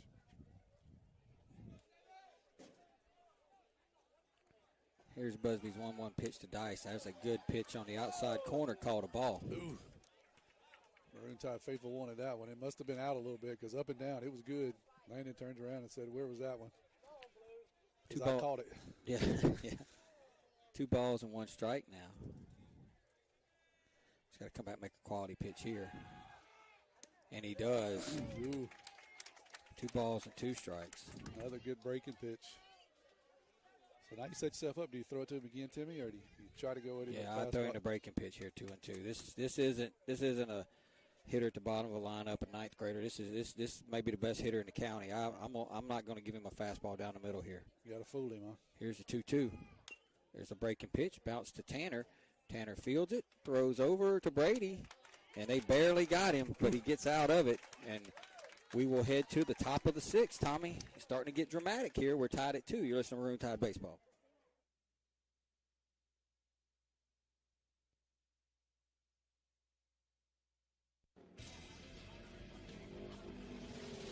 Pit Lane Oil Change in Picayune is your personal pit crew. When you need an oil change, take it to the professionals who will make sure your oil change is done right with quality oils from Pennzoil, Castrol, Mobil 1, and Rotella by Shell. At Pit Lane Oil Change, it's not just an oil change. We inspect under the hood to make sure all your fluid levels are where they should be, and those belts are in good working order. Our Pit Lane crew ensures those air filters are not clogged up and hurting your engine's performance.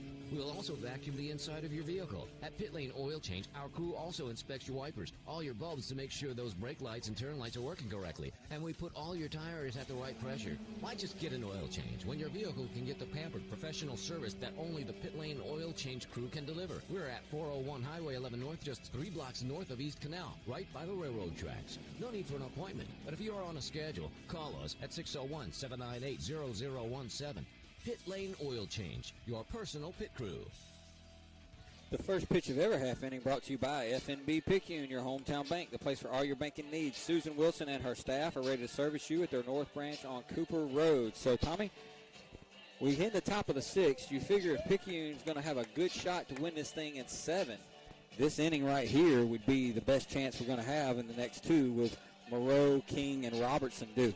2, 3, and 4 up. You're right. So this is the time. You got Johnson is getting up there. You said around mid-80s on his pitches. No, actually, Johnson is at 68. Oh wow. Yeah. I thought he was close to Busby. No. Tanner's throwing a few more. Been efficient tonight then. So here's Moreau now, and this is the part of the game in a game like this where we miss that young man over there with his foot propped up, tied first baseman Morgan Kraft, because he would be in the midst of this 2-3-4 situation. And we missed him before this part. Oh, yeah, but you know what I'm saying. Now, love to have him out here. It's one of them things where he'd be right in the thick of it. Yep. This inning. Love to have him because he can always protect Kyler. Here's the 1-0 to Coop. There's a called strike. I think Coop thought that was up a little bit. Yeah, it was borderline. Picayune Eye Clinic glasses say it could have gone either way. You got any good guesses on your question yet? Yeah, I've had a few. I think I might have a winner. Moreau's going to get a base hit into left field. So Moreau didn't try to do too much there, Tommy. He just hit a hard line drive into the 6 hole, and the Tide have the leadoff man on. Got a good fastball up and out, and you're right. He hit it where it was pitched, and that was out into left field. So nice line drive there by Coop. And now we get a little something cooking here. What do you do, Tim? You put something on here with Kyler, or you just let him free swing? No, I let him swing. I mean, the bottom line is this. You know, when your best hitter's at the plate, don't do anything that's going to mess him up. Let him swing the bat. He takes a ball outside, 1 ball, no strikes. I like that call. Yeah, I mean, why? You know, don't hit and run. Don't have him swing at a pitch that's not a strike.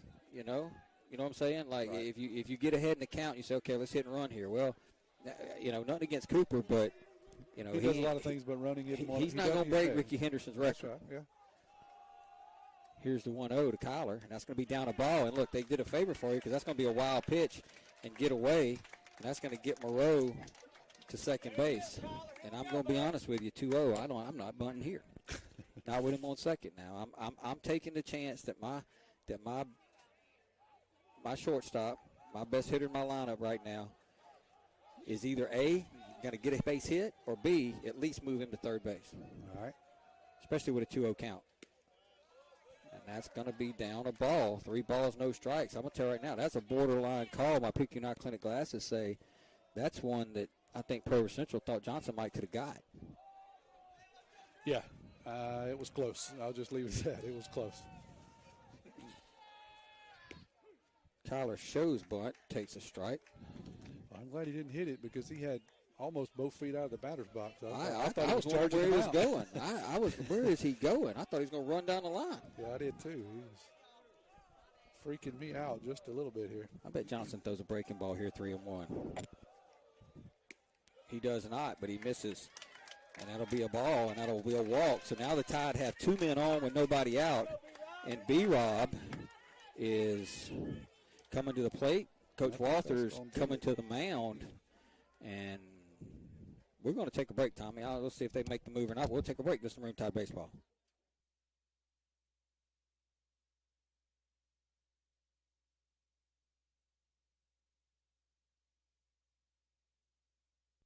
Our area is a great place to live with a quality of life that many would envy.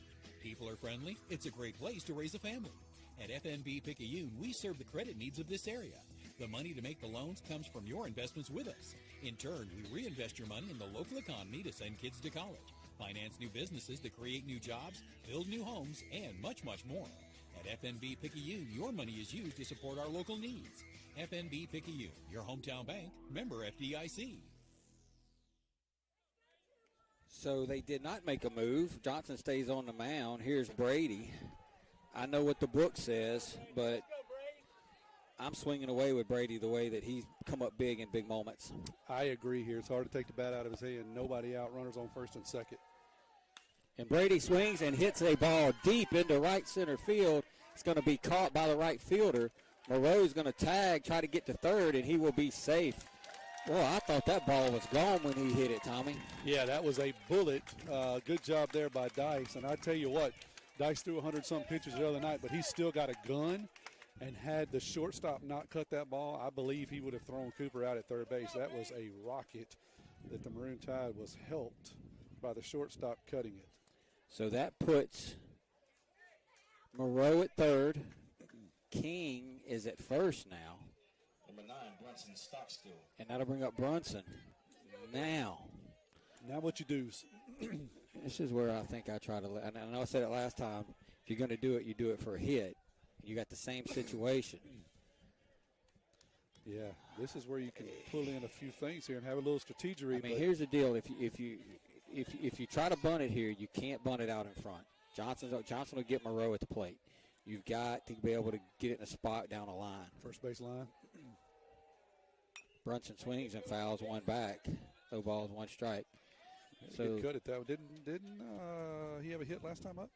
Brunson is 0 for 2. Okay, I thought he had a hit last time.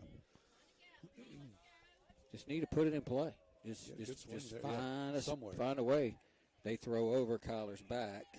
You're right. Anywhere probably but the pitcher here should score the run. They're not even respecting the bunt. Well, hey, he's coming in a little bit now. Not really, though. First base would be the place to try to lay it down if you could push it over there. King almost got picked off. He took off, and I think Johnson probably could have got him, but just didn't make the throw. You're right. Yeah, Johnson's probably thinking to himself, I don't want to throw this thing, in the right field here. Right. Yeah, because Kyler had his head down, and he was already shifting gears, had to pump the clutch, turn around, and you're right. He was probably out had he made the throw over there. And Brunson's going to swing and hit one to Chapo. Chapo's going to knock it down, and they'll go to safe. He'll be safe at first base. So that'll be a good job by Brunson Stockstill. He hit that ball hard at Chapo. Chapo knocked it down, got the force at second, but the throw to first was not in time, and Brunson will get an RBI. He went in head first slide. That's usually not what you do at first base, but he got the call. Yeah, it's been proven that's not quicker, but I love the aggressiveness by Brunson. What I love more than that is him tattooing the ball, hitting it to the second baseman. Dice had to kind of play it off of his chest, and that interrupted a double play. Flips it over to the shortstop. He makes a good throw to first, but Brunson's able to beat it out. So here's Busby now with Brunson at first. Tide lead at 3-2. That's going to be down a ball, 1 ball, no strike. So the Tide trailed this one 2-0 at the end of 3. They now lead at 3-2 as we play here in the top of the 6th. Here's the 1-0 to Busby. Well, that's a good pitch by Johnson. 1 ball, 1 strike. Yeah, Chapo, that ball was hit so hard, you don't blame Chapo for not fielding it clean. But if he could have got it clean, that's a double play for sure. Busby's going to foul one down the first base line. Yeah, Brunson tattooed it. All Chapo could do was just be defensive there literally and take it off the chest. Got the easy out at second because Kyler really, I don't think he'd have had a chance anyway, but he had to put on the brakes because didn't know if Chapo was going to field that on the line drive. So it was hit where Chapo had to kind of short hop it. So Kyler was caught there in Never Never Land. Easy play at second. Here's the 1-2 now to Tanner, and they're going to throw over. So now if you're Coach Nicholson, do you go back out there with Busby at about 90 pitches for the 6th, or do you make the move to Kyler, who threw 33 pitches, swing and a miss? We're going to find out. That's a tough call. Yep, we're going to head to the bottom of the 6th. Picayune 3, Pearl River Central 2. You're listening to Maroon Tide Baseball.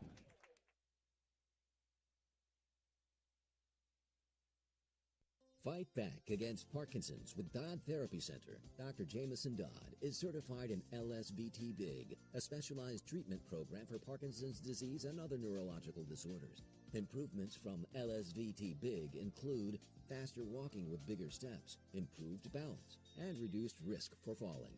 If you or a loved one suffers from Parkinson's or other neurological disorders, it is time to fight back with Dodd Therapy Center. Give Dodd Therapy Center a call today at 769-242-2636 or visit Dodd Therapy Center at 405 Memorial Boulevard in Picayune.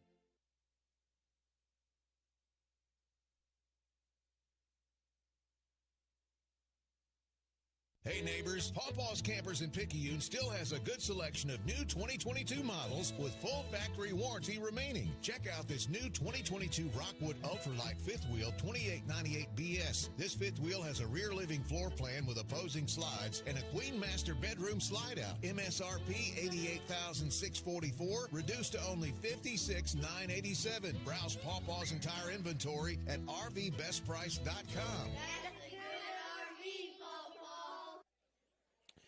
So the decision has been made. Kyler King is going to take the mound for Picayune. And Tanner Busby is out of the game. Colt Robertson will take over at shortstop, Tommy, so we can close the book on Busby. Jeffrey Stewart just texted me. So Busby went 5 innings, threw 88 total pitches, allowed 4 hits, 2 earned runs, walked 3, struck out 3.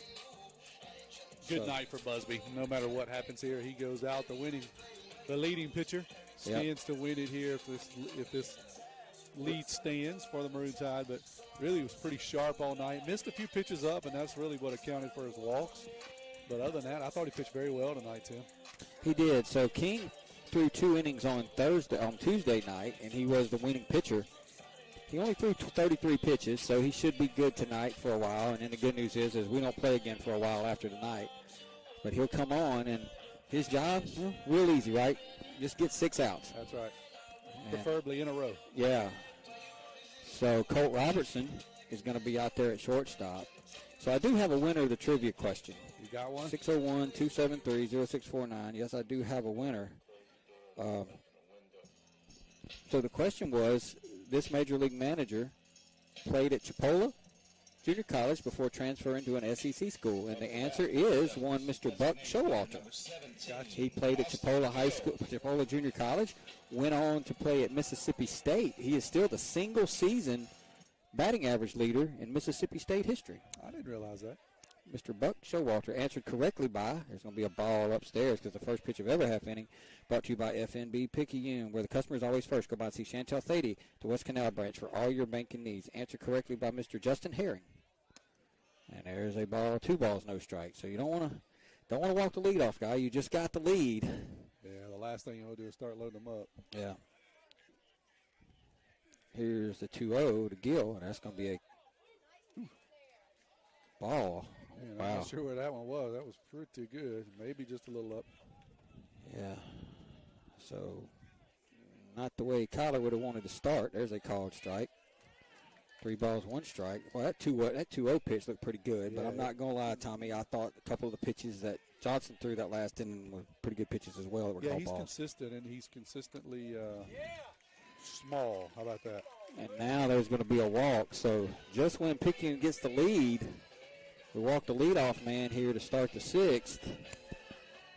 And Jacob Johnson will be up. He didn't have a whole lot of luck against Busby, so you figure his job here is probably going to be to try to move that runner, Austin Gill, along to second base.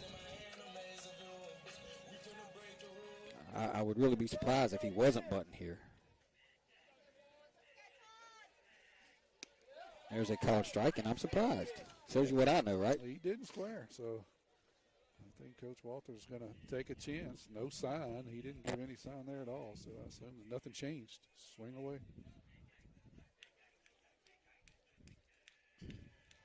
Here's the 0-1. So ball down, 1 ball, 1 strike. It wasn't down, is inside, I believe. Yeah, breaking pitch just stayed up. Landon makes a snap throw in the first. But if Kyler's got his breaking pitch working, he's very difficult to hit. When he doesn't, it's pretty easy to hit. And that's way upstairs a ball, 2 balls and 1 strike. I just wonder if it's something different with a mound or something. Sometimes a mound can really cause you to miss up. Busby struggled a bit with it. Kyler has been up both batters here tonight. Well, this becomes a huge pitch, Tommy. Yeah. The last thing you want to do is walk two guys on here with nobody out. Swing, and Johnson fouls it back. 2 balls and 2 strikes. I see Coach Slater Lott, Pearl River Community College, behind home plate here, watching the game. Got a lot of his future players out here. Johnson. He's got a lot of future Wildcats. Yep, Johnson, King, Busby, Dice. Here's the 2-2 to Johnson. Swing and a miss at a fastball. And that'll be the first out of the inning. Landon makes another throw down to first. One hops it and catches Brady in the nether regions, and he kind of gives him a smile like, dude, please don't do that. This turf is fast, and when you one hop it to me off turf, it is flying down there. So that's a big strikeout for Kyler. That's right. That'll bring up Gardner now, and he walked both of his plate appearances. Make him do something different here. He does. He pops it up on the infield. Jamie's going to call for it, and Jamie will make the play, and that'll be the second out of the inning. Kyler had no idea where it was. He had his palms up, but Jamie had it the whole way. Yeah, it got above the lights. Kyler didn't get a beat on it, but Jamie, you're right. Jamie had it the whole way. He settles under it. Records the second out of the inning, so, boy, it'd be nice to get out of this with Gill is still at first base. The question is will they try to get him to second? I know Austin. I've known him since he was 5 years old. I've never watched him run since he was probably about 8 or 9, so I don't know what kind of wheels he has. Not huge lead. I've kind of been looking at him. I thought the same thing, that if they were going to run, they probably would have ran there in that situation. There's a called strike to Schlottman. So on my first T-ball team I ever had, Tommy, 5 and 6-year-old T-ball, I had Landon Watts, Jamie Lumpkin, Morgan Kraft. I had Austin Gill on my team. Stacking the team. We still didn't win it all because we were the younger group. Here's the 0-1. That's going to be up a ball, 1 ball, 1 strike. That's when you want the old days where you kept your kids that second year. You ought to be something. Oh, we were that second year. That second year we were brutal. Austin was a year older, so he had to move up. But I had Brunson. on the team. He was a 4-year-old. And there's a swing and a pop-up. Jamie's going back, and Jamie makes the play. And Kyler gets Schlottman to pop up to Lumpkin. We'll head to the bottom of the 6th. We need a little insurance, Tommy. Picayune 3, Blue Devils 2. That's the Maroon Tide baseball.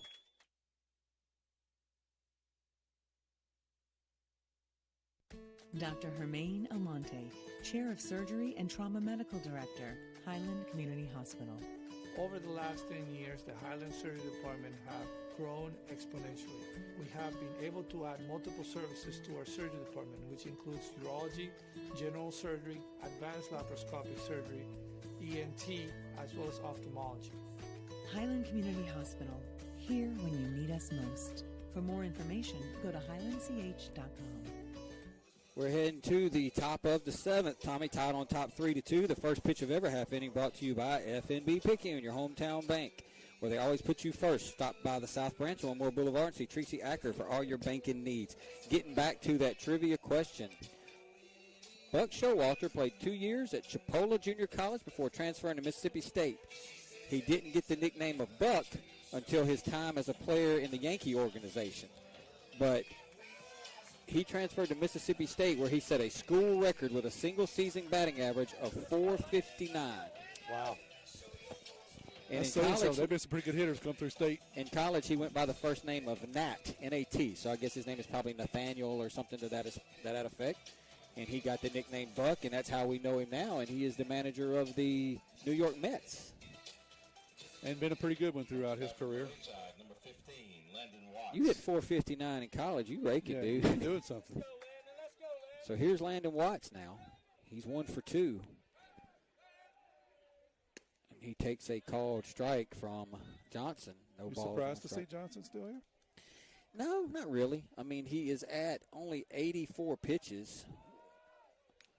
Landon's going to swing and throw his bat all the way out to shortstop. Ball slipped out of his hand. He actually fouled the ball off. And the bat ended up between Schlottman and Riley Wilson. Neither one of them seemed interested in coming to pick it up. Yeah, they did. they weren't going to get it. So the umpire gives it to Coach Nicholson. Landon's going to put on a couple of batting gloves. That's the good news. The bad news is he's down in the count, 2 strikes. 0-2, yeah. So here's what I'm thinking Coach Walter's thinking. You know, he's got Ryan if he needs him, but he is down at the bottom of Picayune's order. And other than Watts, who's put the ball in play twice, the bottom of the lineup hasn't even put the ball in play. That's right. So I'm thinking that Coach Walter's thinking I might can get through their 7, 8, 9 guys with Johnson. And then if I have to play extra innings, I've got Ryan that he can go multiple innings. I like it. I'm agreeing with that. I would like to thwart his plan. Yeah, absolutely. But I understand the thinking. So here's the 0-2 that's going to be fouled off by Watts. Watts has had some good cuts tonight. He has. He's been all over. He's swinging the bat a lot better. You know, he started off a little slow, got hot. He had that one big game in George County, and he's had a few hits sprinkled in here and there. But he kind of went through a little phase there, but he's been swinging the bat better the last few games. Yeah, he looks like he's seeing it good. You know, not a lot of hits, but it looks like he's seeing the ball good, which is generally how streaks start.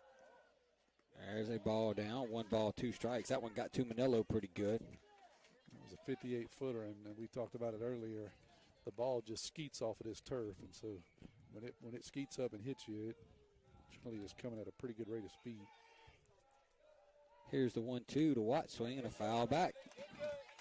It'll stay 1-2. He's battling up there. That's 2 pretty good pitches that he's fouled back here. Tide trailed early in the game, 2-0. Have come back to take a 3-2 lead. 3 runs, 3 hits, no errors for Picayune. 2 runs, 4 hits, 1 error for Pearl River Central. Here's the 1-2 to Watts, and he took one right down the middle for a called strike 3. He's fouled off some tough pitches, Tom, and then that one there just fooled him. Yeah, and no argument. He immediately started walking to the dugout. I think he knew it. The only thing I can say is maybe he was trying to guess. He was looking breaking pitch and got fooled by a fastball. Number 2, Justin Stockstill. Here's Justin Stockstill now. Parker Helton waits on deck. Justin tried to bunt at a pitch, but he was running down the first base line, and the pitch was about 3 foot outside. But he never pulled his bat back, so that's a called strike. It's a swing and a miss, I guess you would say. That's going to be down a ball. 1 ball, 1 strike. That's the 3rd batter that has done their slapper impression tonight. None of them have been very artistic, I would say. The girls are much better at it. That's ball down, 2 balls, 1 strike. I'm still trying to figure out how that ball Brady hit didn't get out of here. I mean, when he hit that ball, Tommy, I thought it was gone. Yeah, he tattooed it. Just didn't carry very well.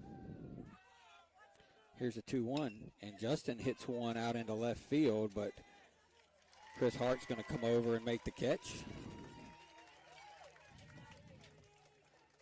And that'll be the 2nd out here in the 7th, and that'll bring up Parker Helton. Number 11, Hilton. Parker's had a rough night. He's gone down at least twice on pitches. Has it been 3 times? Let me tell you. Give me 1 second. He's going to take a fastball for a called strike. No balls and 1 strike. They put this stuff at the very end. Swing and a foul back for Helton. So he's down in the count now. No balls and 2 strikes. Yes, he has struck out twice. And now he's down in the count 0-2. Here's Johnson's pitch. Way outside the ball. 1 ball, 2 strikes. That is pitch number 96. So this could be Jacob's last batter. Even if Pelton gets on, they may go to Ryan to face Jamie. Start at the top of the order. Swing and a foul. And it'll stay 1-2. Parker looks a little better this at bat. You know, it's like he's locked in a little better. He had been fooled quite a bit on some previous at bats, but here looks like he's locked in a bit. Swinging the ball well. Yep. The first pitch of every half inning, even though we're way past that, is brought to you by FNB Picayune, your hometown bank, where the customer is always first. Go by and see Chantel Thady at the West Canal branch for all your banking needs. I probably say some innings I probably read it once. Some innings I probably read it twice. Some innings I probably don't read it at all. It all averages out. It's kind of that's kind of why I do it that way. So a 1-2 now from Johnson to Helton. Swing and a foul. Stop us if you've heard that before. Yeah, he's hanging in there.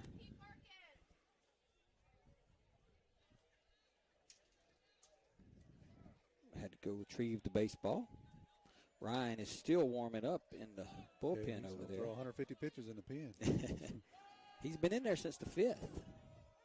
Here's a 1-2 swing, and Helton hits a high chopper towards third. Third baseman makes a good play and throws him out. Well, that's a good play by Slotman over there at third to retire Helton. We go to the bottom of the 7th. Tyler King's headed back to the mound. Picayune on top, 3-2. Here's some Maroon Tide baseball.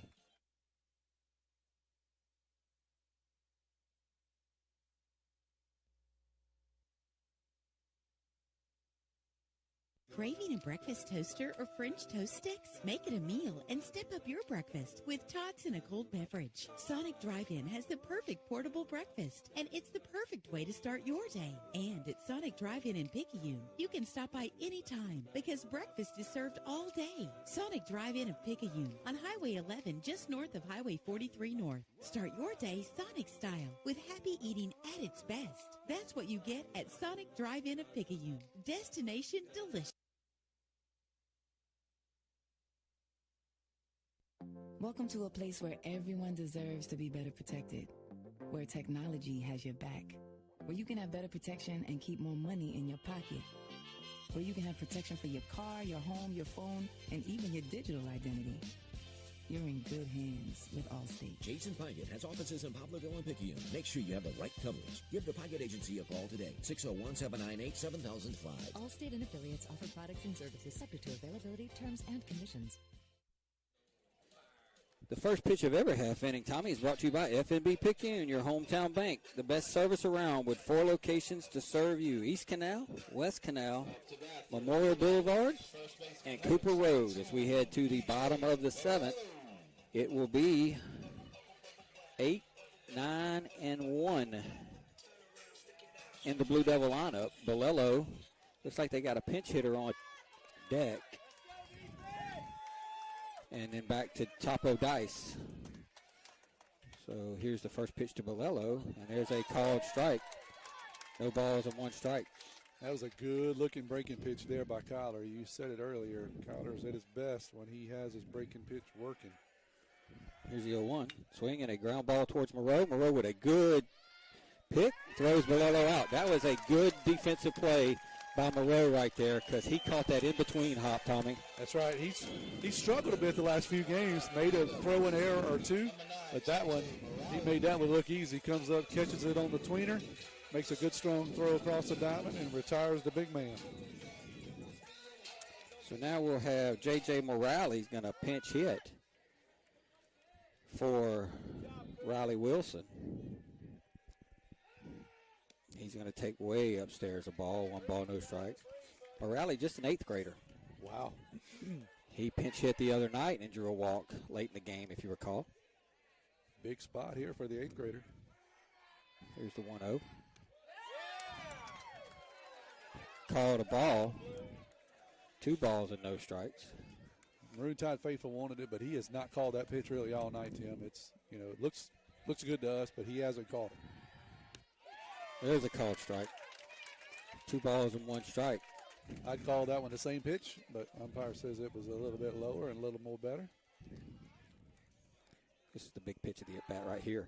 Swing and a miss. 2 balls and 2 strikes.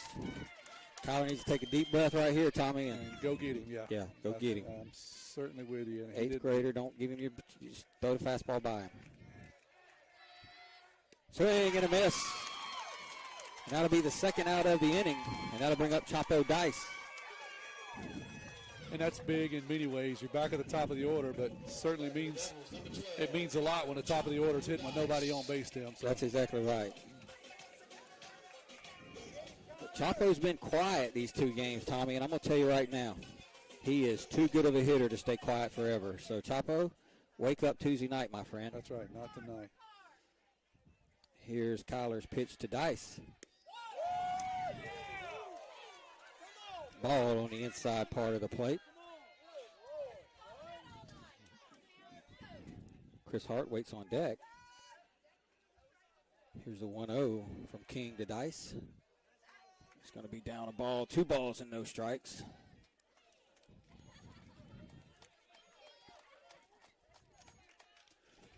The last out's always the toughest one, Tom. It is. It's certainly is. Here's the 2-0. That's a called strike. 2 balls and 1 strike. That was a good pitch there by King. Here's Collar's 2-1 to Dice. Swing and a miss. 2 balls and 2 strikes. What does Coach Nicholson call here? Man, if you could backdoor a breaking pitch, that's what I would throw. You just got to be careful. But boy, it would be nice if you could sneak one in on the outside part of the plate.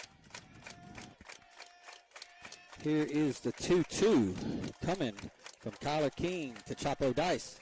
It's going to be upstairs a ball, 3 balls and 2 strikes.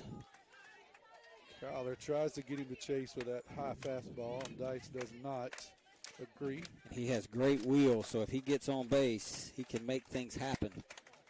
So let's just end it right here. Here's the 3-2 from King to Dice. Swing and popped up, and it's going to curl into foul territory, I believe. Nobody catches the baseball. It's foul. Well, that was just a situation where nobody took charge. Cooper went over as the third baseman. His shortstop, Colt Robertson, is in, and he kind of drifted. And I think he was looking at Cooper to take charge, but Cooper had his back to it the entire time. So I think Colt's got to get that ball, Tom. He does. He's got to go get it. And he's still young. He's still learning. But he's got to take charge there and go get it. The third baseman just doesn't have the angle to try and go get that ball. So here's the 3-2 to Dice, and that's a ball down. So Dice draws a 2-out walk, and that'll put the tying run on as Chris Hart will come to the plate now. Yeah, that wasn't a bad pitch. Just didn't get Dice to chase. Still got a chance here to get an out. No harm and no foul with a runner on first. But this is a guy you get. To me, you don't want to face Dice because if you do, something's going wrong. Yeah, well, if you do, you're either tied at that point or you got 2 men on. That's right. Swing and a foul back. No balls, 1 strike. Hart didn't get cheated right there, Tommy. No, he had a good cut at a breaking pitch. Fouled it off.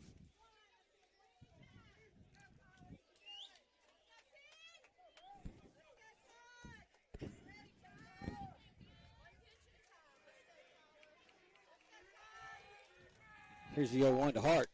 It's going to be upstairs a ball. 1 ball, 1 strike.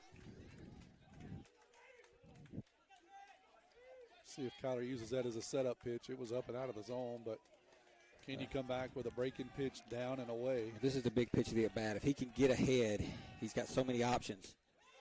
That's down a ball, 2 balls and a strike. Not a bad pitch, just a little bit low.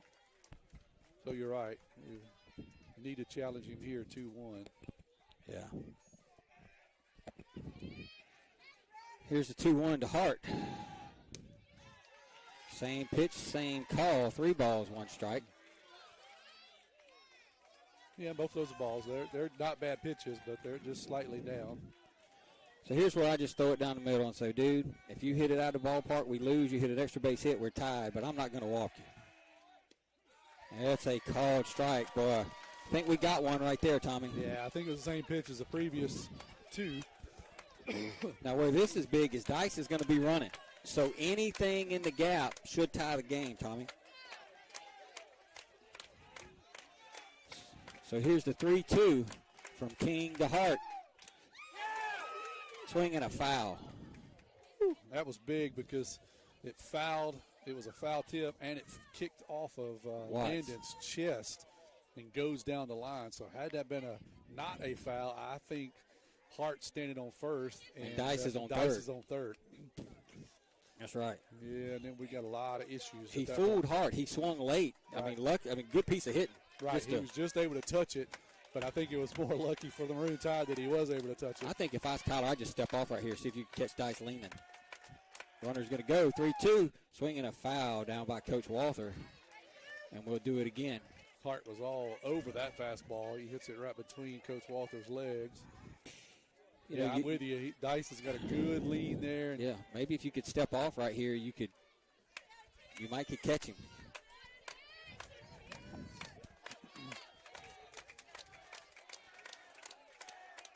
Here's the 3-2 to Hart. swing, and he hits one deep towards Parker Helton. Parker Helton makes the catch, and the Picayune Maroon Tide have come into Carrier and defeated the Blue Devils by the score of 3-2. Hart hit that ball as hard as you could hit it, Tommy. He hit it out into left field, but Helton tracked it down very quickly. He did. He absolutely did. Well, Tommy, let's take a break. The Tide win this one 3-2. We'll be back to wrap it up. You've been listening to Maroon Tide Baseball.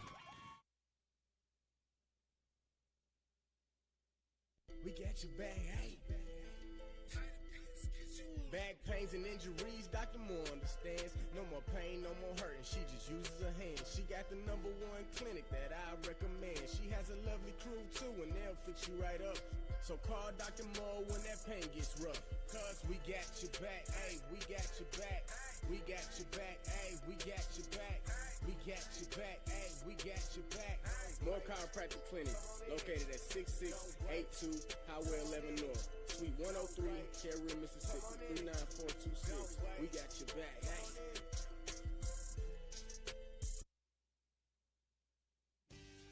First Place Express Car Wash in Picayune would like to say a huge thank you to their loyal customers. First Place Express Car Wash is happy to serve their local community with 2 locations, Highway 11 North just past Coast Electric, and on Highway 43 South just a quarter mile east of I-59 at Exit 4. First Place Express Car Wash is locally owned and operated. You know they'll treat you right. Choose from any one of their car washes. Sign up for their monthly wash club starting as low as $20.99. Why do it yourself when you can let First Place Express Car Wash do it for you? Tim Kraft, Tommy Upton. Tommy, I ain't never been so happy to be a Carrier, Mississippi in my life, my friend. I tell you what, it's been 2 great baseball games this week. Take nothing away from Carrier. No. They got a quality baseball club, and they battled both games. But you know what? I'm so thankful, not only as a Maroon Tide supporter and an alumni and all that stuff, but just to watch what this team went through the last 2 years playing these guys. I mean, let's be honest, they got pounded the last 2 years. They did. I think all 3 times last year they 10-run rule Picayune, if I remember right. The last time we were here, Tommy, they beat us. The final score of the 3 games was 29-0, and they flashed up on that scoreboard out there, 29-0. I'll never forget it. And, we've come a long way. It was just ugly. So just hats off to the Maroon Tide of just scratching and fighting and just beating a really good quality ball club. And I think this is a big momentum shift for the Maroon Tide in their thinking, because that gets in your head when somebody beats you that bad for 2-3 years in a row. Then it gets in your head. I don't care what anybody says, who it is, what's happening. But the Maroon Tide, I think, have finally turned a corner here. Who knows what's going to happen after this? Carrier may beat Picayune 50-0 next Saturday night. It don't matter. I don't know. Well, let me rephrase that because of the Squirrels. Let me explain to the Squirrels. All right, Squirrels, listen. We gotta win one. We have to win a game, or Carrier or Pearl River Central has to lose a game for us to win the district. So we still got to take care of one more game. One of the 3.